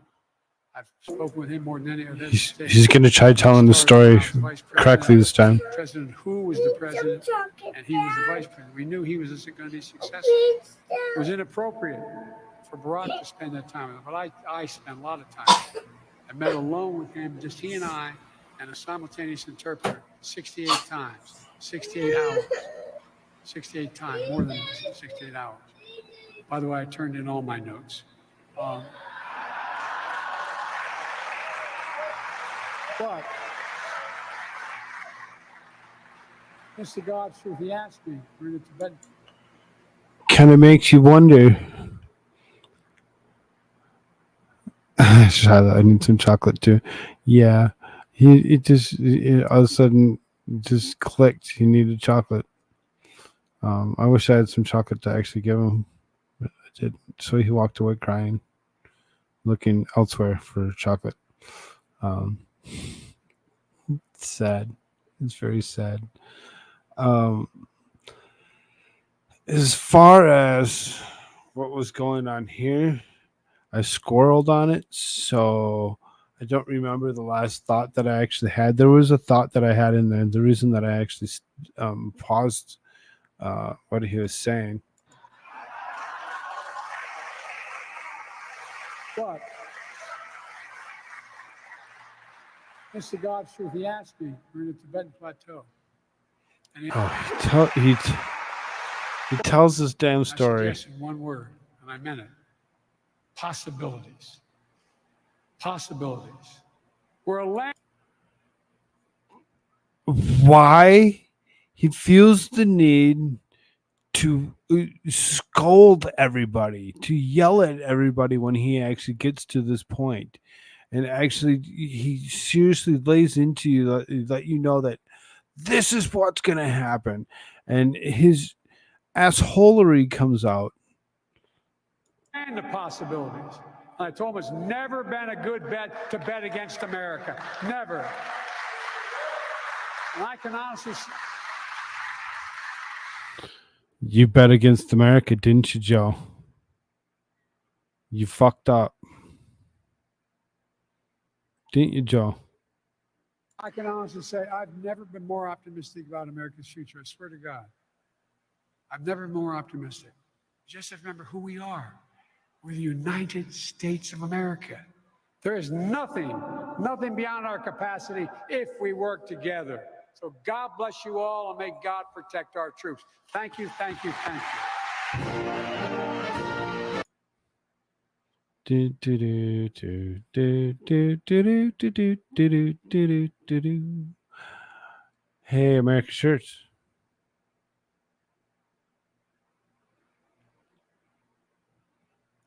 Hello, American Shirts. Did I put you to sleep? I think I put him to sleep.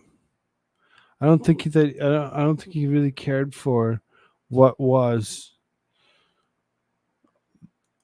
Joe Biden. Joe Biden's Bidenomics. The Bidenomics that they're now calling a word in itself. It is now a noun. It is a noun. They've actually named it what it is. There it is. It's a noun. This comes directly from the White House on Twitter.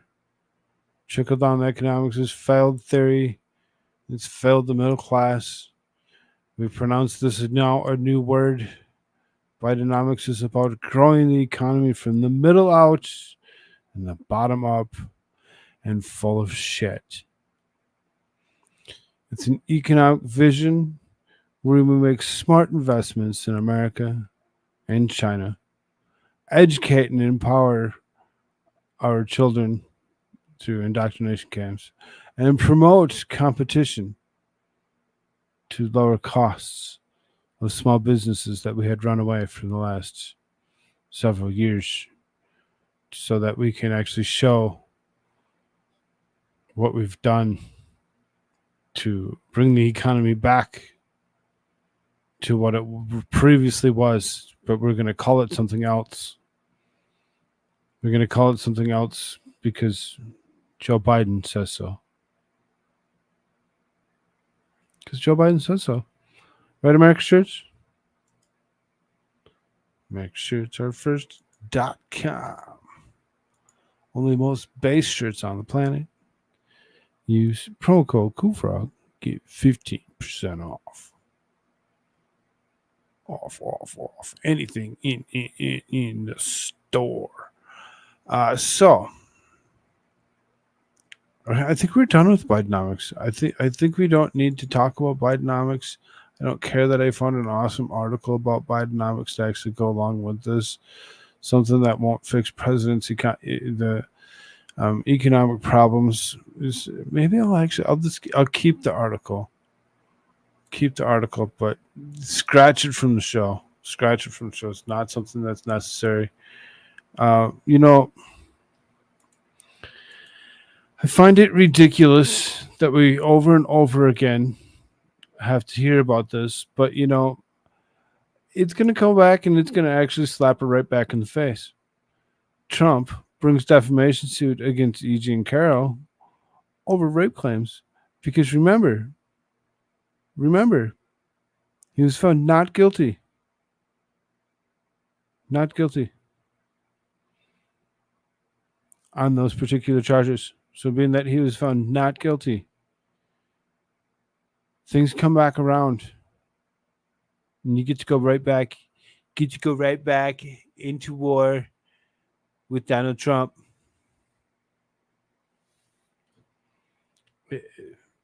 Bidenomics, aka Build Back Better. Yep.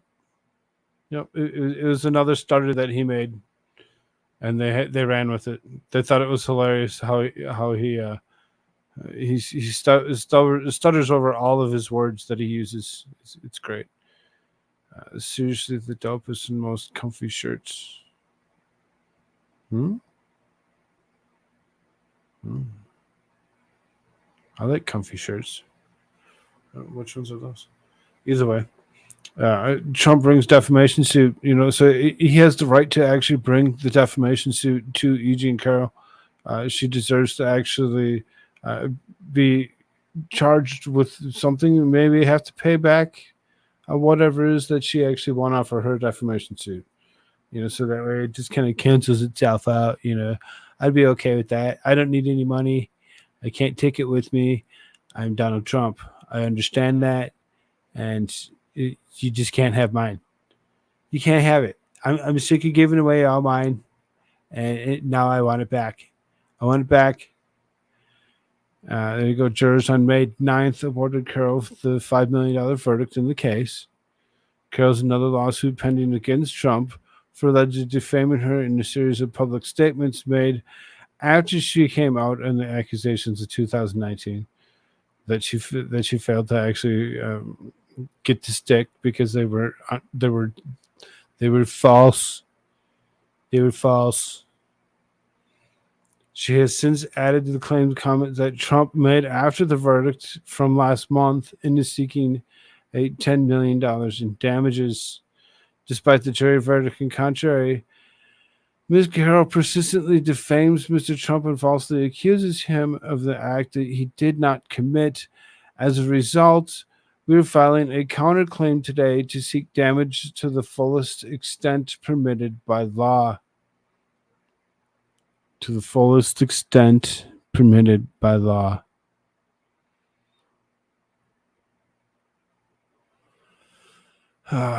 Trump now again argues, contrary to both logic and fact, that he was exonerated by the jury that found that he abused her, forcibly inserting things into other places. Trump's filing is thus nothing more than the latest effort to delay accountability. And of course, that's where they're going to actually spin it. They're going to spin it that Trump is the bad guy, as they should.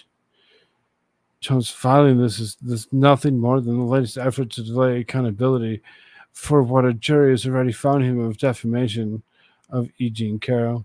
But whether he likes it or not, that accountability is coming very soon. The embattled Trump faces 2 criminal cases, according to the other 34-count indictment from the Manhattan District Attorney. I think. Oh yeah, the falsifying business records one. It's the one that was thrown out. Why are we? What are we speaking of this one for? That's kind of strange to actually understand. Why they'd actually bring that one up. He has pleaded not guilty in both cases. Of course he has. Because that's exactly what he is. Not guilty. Over and over again, not guilty. America shirts. We're doing other things.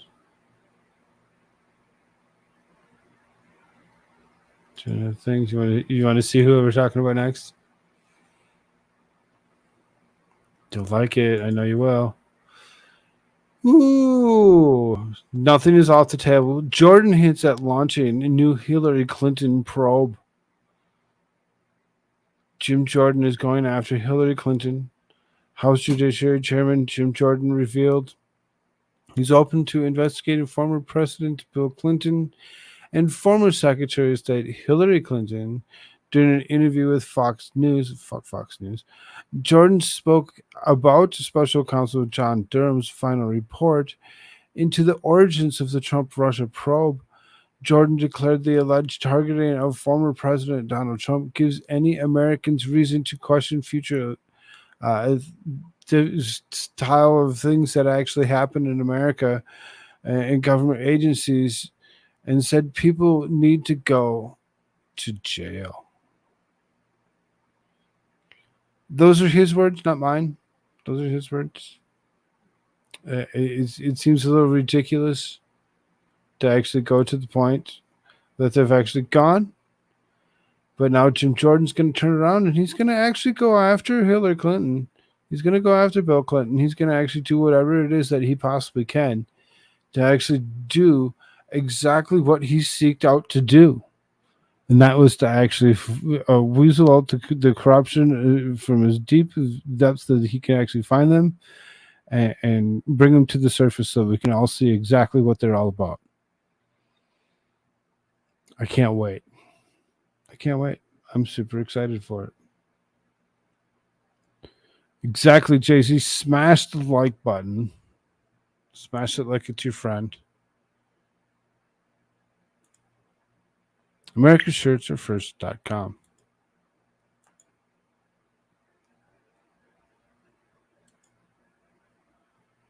He really walked away. He's seriously super upset with listening to the Bidenomics speech. He didn't want to listen to that. He's going to miss all the other news. Democrat Rep. Rosa DeLauro roasted on Twitter after claiming that being pro-abortion is consistent with Catholicism. No, it's not. No, it's not. It's black and white. Totally opposite. Catholicism does not allow abortion. They're against it. They're against it in all stages. When it comes down to it, I'm kind of not really for all stages. I mean, I kind of have a little bit of a heart for the mom. Something's going wrong between the mom and her doctor. You know, certain things aren't going right. I get it. I understand. But to actually go along and think that this is consistent with each other is false. This is incorrect, Rosa DeLauro. This is incorrect. This is Rosa. This is Rosa. This is the one that likes to, you know, color her hair or whatever and get very violently wild with her hand gestures as she's speaking. Gets into her thing, whatever it is that she's speaking about.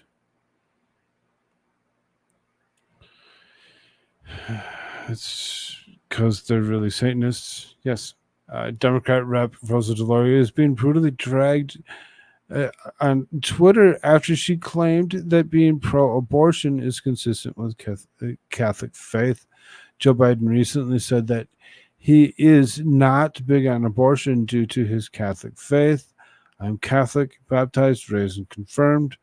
DeLauro tweeted, "The fundamental tenets of my faith compel me to defend a woman's right to access abortion.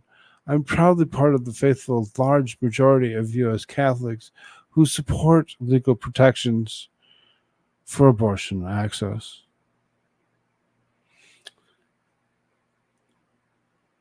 Wrong. Your quote is totally wrong. It's completely and totally false. It's not. It's not a fundamental tenet to actually be able to have access to abortion. That is not. It's not a thing for you to actually be able to add to it because you feel that, you know, separation of church and state and shit, whatever else, isn't really a thing. You fail. Sorry, Rosa DeLauro, who linked a statement saying that she has led over 30 Catholic Democrats to the U.S. House of Representatives, is releasing a renewed statement of principle affirming their support for a woman's right to choose. The statement read, 1 year ago, the United States Supreme Court, including 5 justices who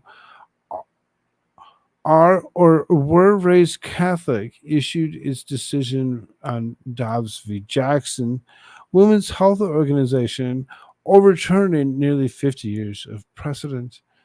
And that's exactly what it's going to go back to over and over again, because they need the talking point. They need the talking point about women's reproductive health being their own choice, and they should have the right to an abortion at any point in time, all the way up to and through birth. Some say, you know, at the age of 2 even, you know, which is ridiculous in itself that you can actually go to that point. You look at Minnesota's laws were one of the worst. We went through those. Those are horrible. Even including the mother itself was, you know, exempt from case if lost to the procedure. Somebody could just go and dismantle, you know, everybody's life without even thinking, no repercussions. None of that. Where are you, America Shirts? We're going to go through all of this. We're going to go through all of this stuff. I don't know why I keep on closing the screen. I've been saving it the same way, or putting it up the same way each time, and I keep on closing it back out and going back through it. No. 16 and 17-year-olds is given green light to vote in a local elections and hold office. Really? 16 and 17-year-olds are eligible to hold office now at the state level? In Vermont. A Vermont town will allow 16 and 17-year-olds to vote in their local elections after the Democratic-controlled state legislature overrode a veto from Republican Governor Phil Scott. He didn't want it. He wanted to go veto it, and they said, no, we don't care. We don't care. We want it to actually be something. So they overrode it, whatever, creating this new law. Local elections can be voted on by 16 and 17-year-olds. 16 and 17-year-olds that, could potentially not know how to drive yet. Just several things that 16-year-olds just aren't the most intelligent at. But yes, we should allow them to actually vote in local elections. Totally makes sense. Why wouldn't we want that to happen? Southern Vermont town of Brattleboro will be the first in the country to not only allow 16-year-olds to vote in municipal elections, but to also hold the highest elected offices following the successful override of the governor's veto in the charter change. So he could go and he could appoint some 16-year-old to become the senator for his state. And that's something. Really seriously need to think about this. I know this is saying local elections, but 16 and 17-year-olds being able to vote in local elections. Welcome to the Mickey Mouse show, because maybe they just so happen to know which member of the circus they actually want to actually be in. What is up, Winning Reality? Good to see you, brother. Right? Face to forehead. Palm, face, whatever. Face to forehead. Wow. I'm about as bad as Joe Biden right now. Isn't that fun?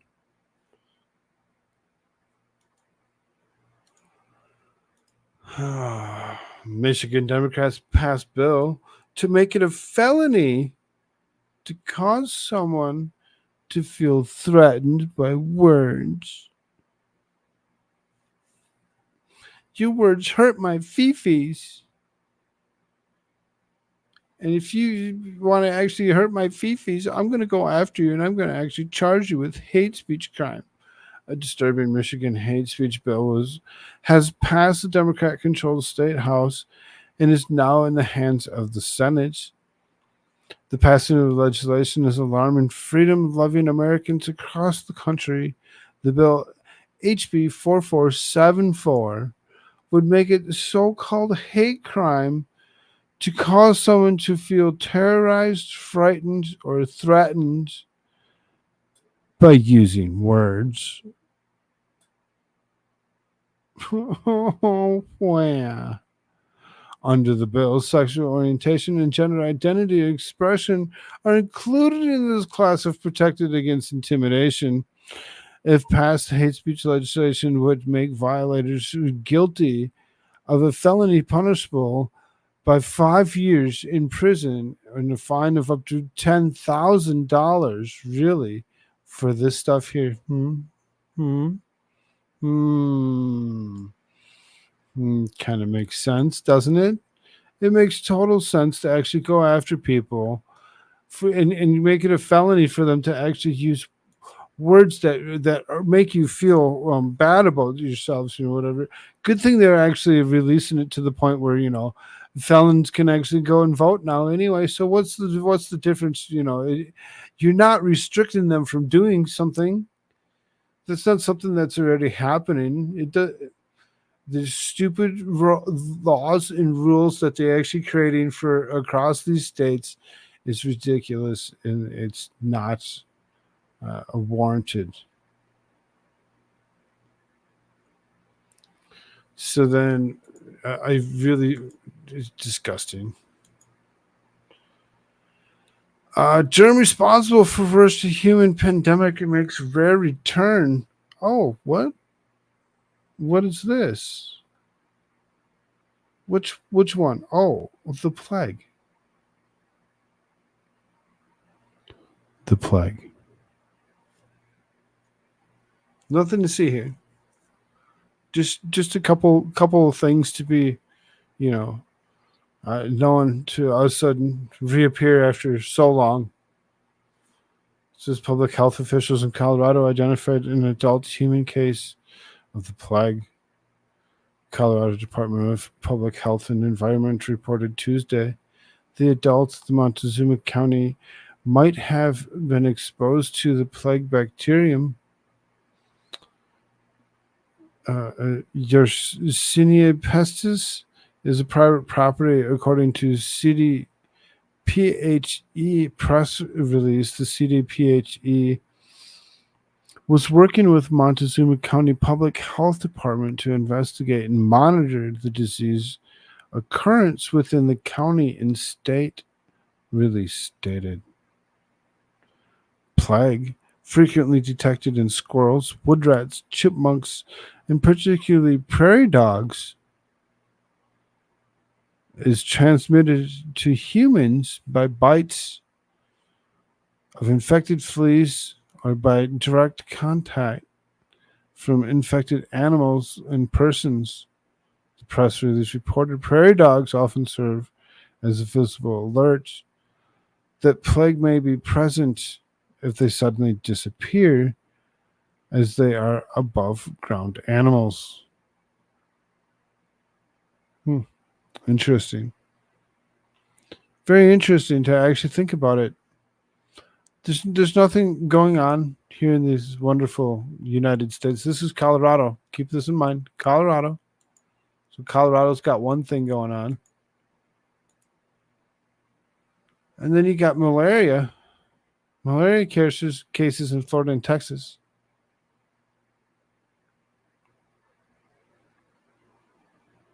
U.S. Centers of Disease Control and Prevention issued an alert this week to clinicians that there's locally acquired cases of malaria in Florida and Texas, with 4 cases identified in Florida and 1 in Texas over the past 2 months. While thousands of Americans become sickened by malaria every year, the vast majority of the cases are acquired outside the United States. These cases represent the first time that malaria has been transmitted within the U.S. in 20 years. I wonder why all of a sudden it just so happens to be that we're dealing with malaria. So, CNN, we love CNN all so much. The salt shaker sitting right here. And we're going to actually take a big, huge dose of it before we do anything.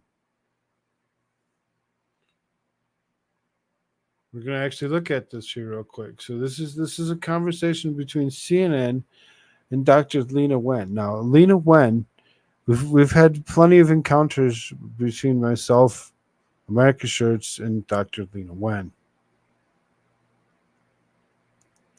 And the information that she likes to release. So Dr. Lena Wen, or CNN, says, what is malaria and what are its symptoms?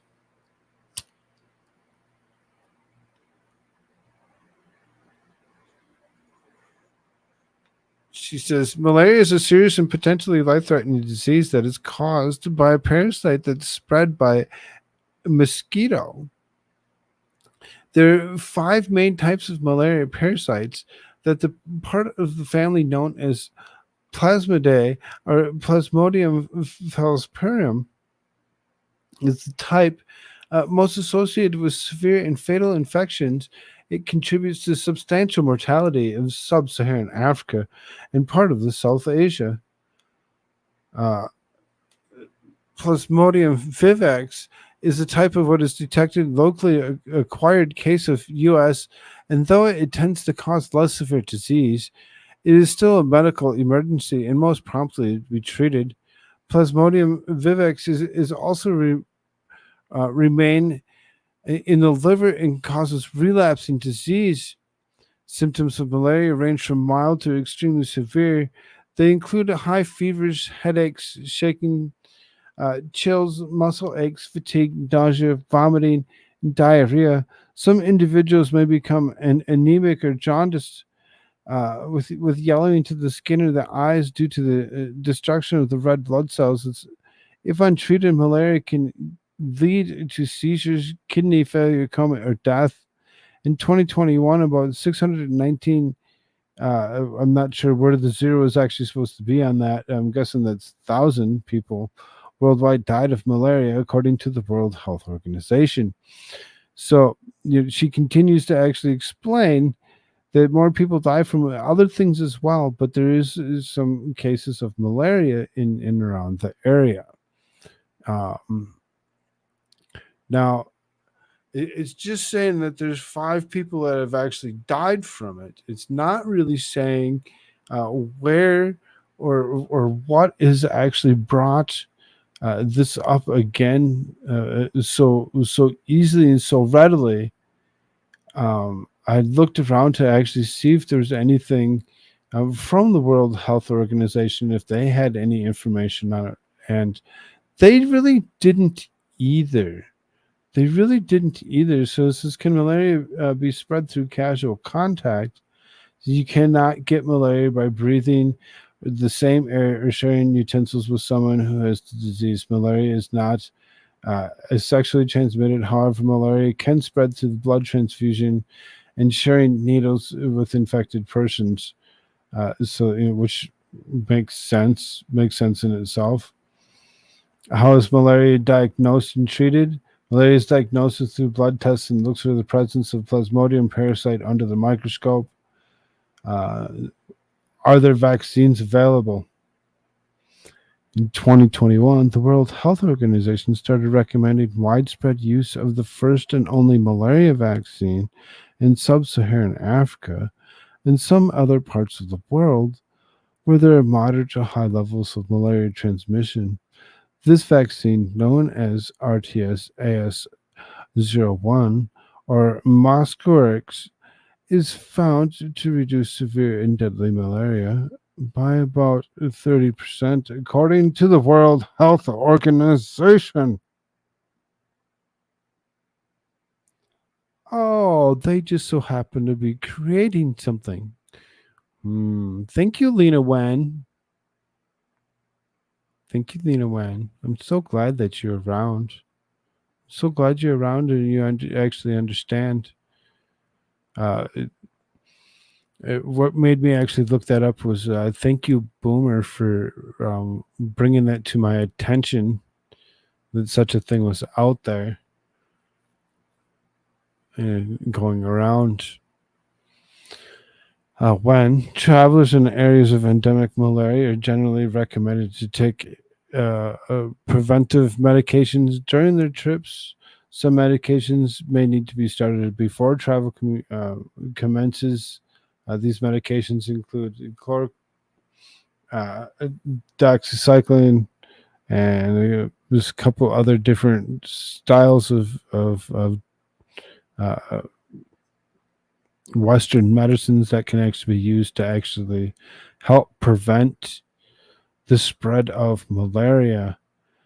So, that was really the big part that really actually caught my attention was this here, according to the World Health Organization. They just so happen to already be working on. a nice, wonderful, understandable vaccine. I did have another article to go along with it that was on the malaria, which was also from Vox, which would also have been a left leaning. I didn't really find anything from the right leaning posts or whatever. I would assume that they're actually doing more research on it before they actually post anything about it. Maybe look a little bit further than what Vox and or CNN actually had told us. But I like Lena Wen. I like the teaser for her voice. It's too bad that she didn't have a video up with it to actually play. California woman dragged by robbers car as she tries to retrieve stolen Gucci shades. Your Gucci shades are not worth your life. They're not worth your life. Are you crazy? Are you crazy? You going after your Gucci shades? I need my Gucci shades. Shocking video captured by a 69-year-old California woman being dragged by a robber's car as she tried desperately to prevent him from making off with her Gucci shades, later saying she do it all over again. The woman was enjoying a snack as she sat in the parked red Ford Mustang on Broadway in Alameda about 3 p.m. Sunday when a white car stopped behind her and the driver walked up to her. He reached inside her vehicle, grabbed her purse containing her pricey Gucci prescription sunglasses, and ran back to his car, according to the outlet. But the feisty woman decided that she was going to give up without a fight. So she jumped out of her Mustang and tried to prevent the thief from driving away. The footage showed her being dragged several feet before she finally falls to the road. And you can see that she's being dragged, across parking lot, road, wherever this was. That's what pushed me to go after him because I wanted my glasses. I cannot see without the glasses. I need them. He stole my glasses. Too bad she couldn't blame his ass and do the public a favor. Right? She added, I'm pissed off because this guy was looking for somebody and I feel violated. I feel violated, but I feel good because I put up a fight. The victim, she suffered a head injury and was left bloodied in a terrifying incident, but had no regrets. Of course, she had no regrets. She had no regrets for any of it. She was going to get her glasses no matter what she did. Apparently, crime is up too high in California, where they're going around and stealing people's Gucci glasses off of their face. Really kind of disturbing to actually believe that's the case. Like room temp challenge. Okay. Upstate New York dad fatally shoots 3-week-old baby with a crossbow. People are getting freaking disturbing as hell. What is wrong with you? What would make you think that this is safe to actually go ahead? Why would you? I'm not going to read the story. I can't read the story to you. I wish I could. I would seriously break down halfway through reading it again. I could not read it. I was so totally say go ahead and go find the story if it's something that interests you, something that you feel that would actually just be so good for you and yours. Because oh my Lord, it is so disturbing to hear what he actually does with this rod that he launches across the room and then goes and yanks back out.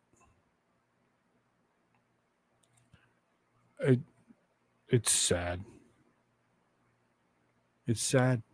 I totally implore you to actually go and look at this particular article. We must know. Is it for practice? No, it's because he was mentally disturbed. More and more people are becoming more and more mentally disturbed when it comes down to it. I really don't. I don't. I'll see if I can how far I can make it through. So this upstate New York father allegedly fired a crossbow allegedly at his wife as he was holding a 3-year-old daughter, injuring the mom and unaliving the baby. Patrick Profried, 26, was in heated argument with his wife, fired the weapon at her while she was holding the baby on Monday during the town of Colesville home. The broadhead crossbow bolt struck the newborn in the upper torso and exited her body near the armpit before hitting the wife in the chest. Crawford then allegedly tried to remove the bolt before attempting to stop his wife from calling 911.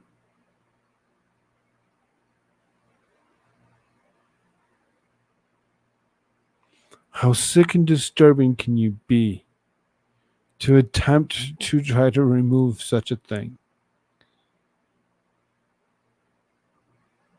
You know what you did. You weren't going to take it out and use it again.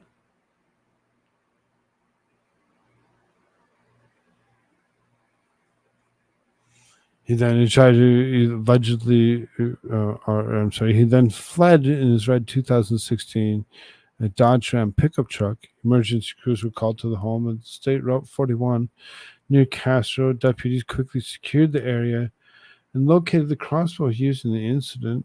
First responders attempted life-saving measures on the infant, eventually bringing her out to receive aid from paramedics. The infant, identified as Eleanor, was pronounced deceased at the scene. This guy. Crawford's wife was transported in the area hospital and was treated for her injuries. The Rome County Sheriff's Office, the New York State Police, I'm sorry, I can't. It's attempted second degree and first degree criminal contempt, all felonies. Criminal contempt charge accuses Profile of violating the order of protection. This disgusting, disturbing human being. And it seems like there's more and more of them. More and more of them over and over again. There's more and more of them that have actually gone ahead to actually do something so willingly to take somebody else's life, if not their own. This guy took somebody else's, this time. But he'll never see another day. Hopefully, ever again, we'll see another day of sunlight, and can go away forever. It should be something that might actually become a case of some sort that might be of interest to some. A man fleeing Ohio police with an abducted infant crashes into home, unaliving the child. Again, sick and disturbing individuals, human beings that think it's okay to do things, and when they fuck up, then guess what? Look what you did. A man who abducted his 7-month-old child in Ohio crashed his car into a house while trying to flee from police, killing the infant and critically injuring himself. The crash in Tiffin occurred shortly before 4 p.m. Tuesday. The Wood County Sheriff's Office had sent out an alert regarding the man, whose name was not released, after he had taken the child earlier in the day in North Baltimore, Ohio. While reportedly armed with a gun, he soon contacted the child's mother and told her he was feeling homicidal and suicidal, and claimed that he would actually unalive the child. Authorities did not say if the man was related to the child or its mother, and they did not disclose the child's name and details about how the abduction occurred. We're all just going to sit here and try figuring it out. Try figuring it out as much as we possibly can. And why so many people are so disturbed in their lives that they feel the necessity to unalive people and or themselves over and over again.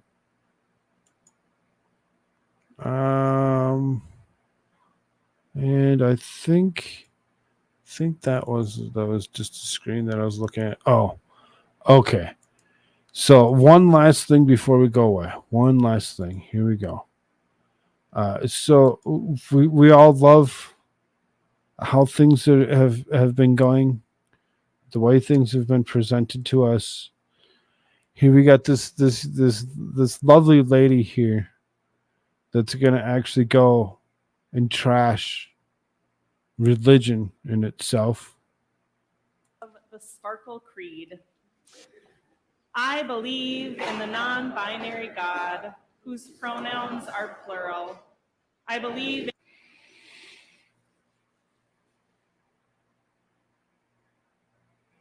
The what?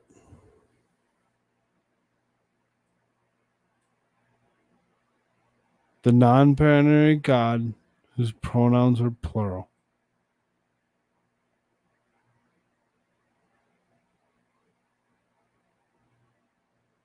They've seeped into our religions.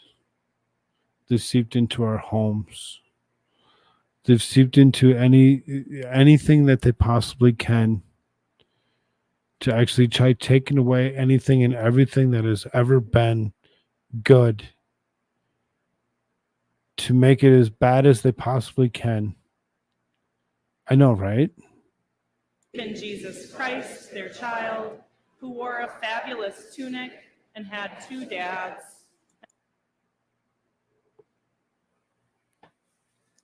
How many? How many dads did he have? He had 2. Oh, okay.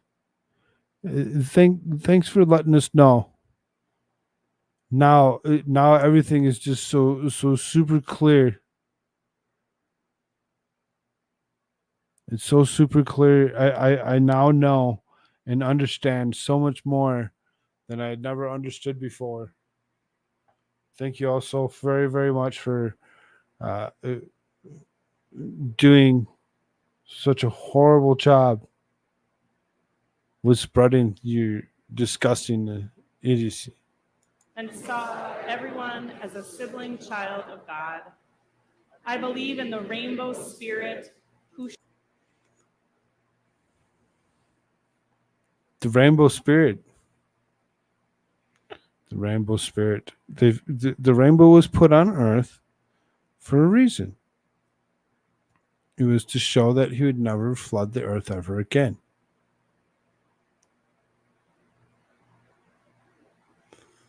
You've desecrated that. You've desecrated our religions. You've desecrated everything that has ever been good.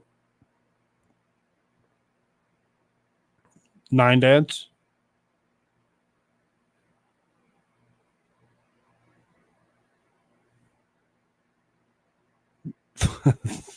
Go ahead, and God came from her butthole. shatters our image of one white light and refracts it into a rainbow of gorgeous diversity.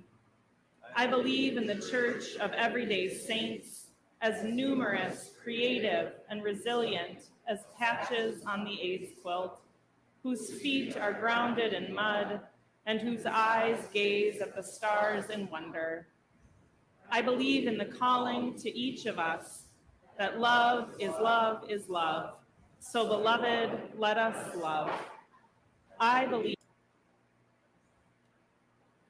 Love is love. So love is love. What? How? She doesn't make any sense to me. Anybody want to clarify any of this for me? believe, glorious God, help my unbelief. Amen. For Taylor Swift and her Swiftie fans and all music that inspires us, help us shake it off when life takes a turn. Remind us that we can still make the whole place shimmer. And when the time comes, help us confess and say, it's me. Hi, I'm the problem. It's me. God of love.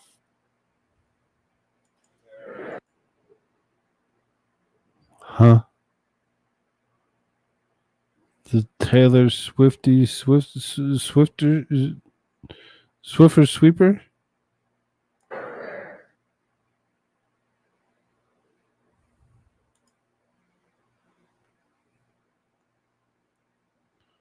This planet's nuts. You're telling me. You're telling me. I'm the one that's digging through all these articles to find things to actually, put up to the night. To make it a decent show, to give it some length, without overdoing it, with certain topics, certain things, trying to omit certain things because some people don't like certain whatever. They'd rather it be other type of news, other style of news. I try bringing it as much as I possibly can to everybody. I appreciate y'all so very much for being here. Thank you so much. Please, whatever you do, hit the like button and share this out to somewhere, some community, some different community that you actually like to hang out with, and let them know, what kind of, information we try bringing everybody every night. Love is love. The grapist told the grape victim. I mean, you're not wrong. You're not wrong. I don't know what guidance you go, Hagen, but I like it. I like it. Good to see you. You all, have a wonderful night. Enjoy what's left of it. See you tomorrow for sure. I will be a few places. I'll be with Caitlin Comments. Myself and her will be up about, I believe, 10 o'clock-ish. I don't know if that was Central Time, Mountain Time, one of the two. And then we'll be back. I will be back for another episode of Shtick with Koolfrogg. I was told America Shirts is going to be around. I must have upset him. I won't do another watch party with Joe Biden for him ever again, if that's the case. I hope everything's okay for him. If you haven't done so, please check out americashirtsaretfirst.com. Only the most base shirts on the planet. Use promo code Koolfrogg, get 15% off. Thank you all so very much for being here. Enjoy your night. Love y'all. Later. I don't want to live on this planet anymore.